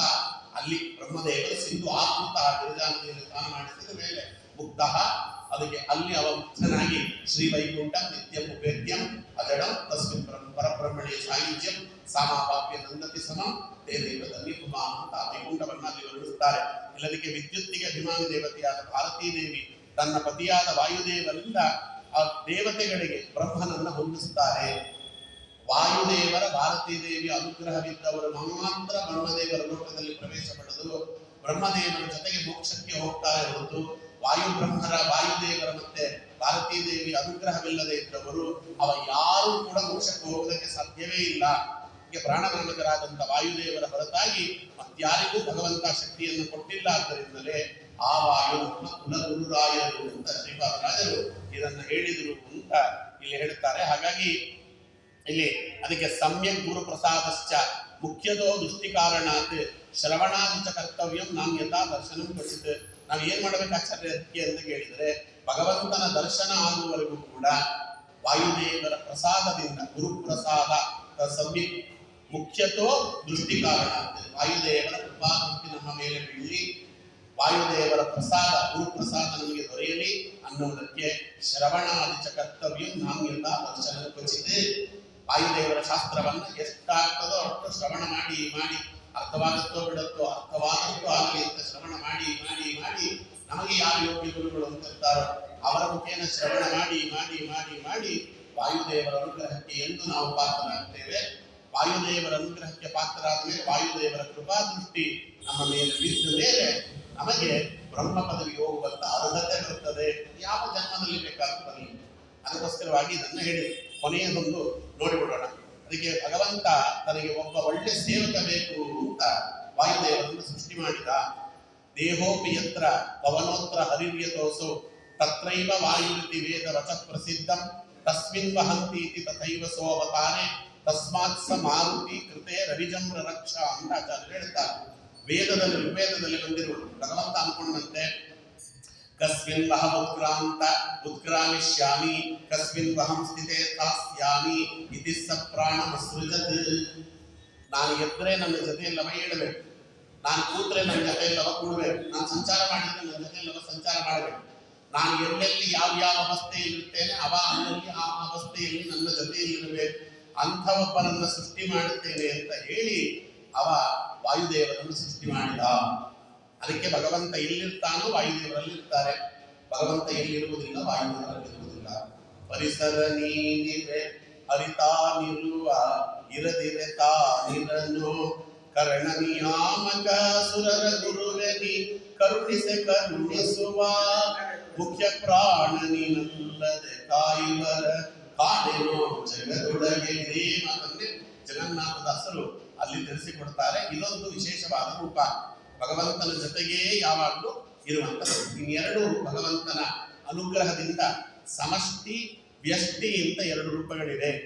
ಸಂಪೂರ್ಣಶ್ಚ ಸುಪರ್ಣೀಶ ಶೇಷಾಂಧ್ರನ್ ತತ್ ಶ್ರೇಯೋಪಿ ಚ ಅಷ್ಟೌ ನಯತಿ ಉನ್ನಯತಿ ವಶೀಕೃತ್ಯ ಸ್ವಯಂ ಪ್ರಭೋ ಅಥೋ ವ್ಯಷ್ಟಿ ಸಮಷ್ಟಿಶ್ಚ ವಾಯು ಏವಾ ವಿಧೀಯತೆ ಏವಂ ವೃಷ್ಟಿ ಸಮಷ್ಟಿಂಚ ಯೋ ವೇದ ತತ್ವತಃ ತತ್ಪರಂಚ ಹರೇನ್ನಿತ್ಯಂ ಮುಚ್ಚತೆ ಸಂಸ್ಕೃತಿ ಪುಮಾನ್ ಅಂತ ಬೃಹದಾರಣ್ಯೋಪನಿಷತ್ತಿನ ಭಾಷ್ಯದಲ್ಲಿ ಆಚಾರ್ಯರು ಇದನ್ನು ತಿಳಿಸಿಕೊಡ್ತಾರೆ.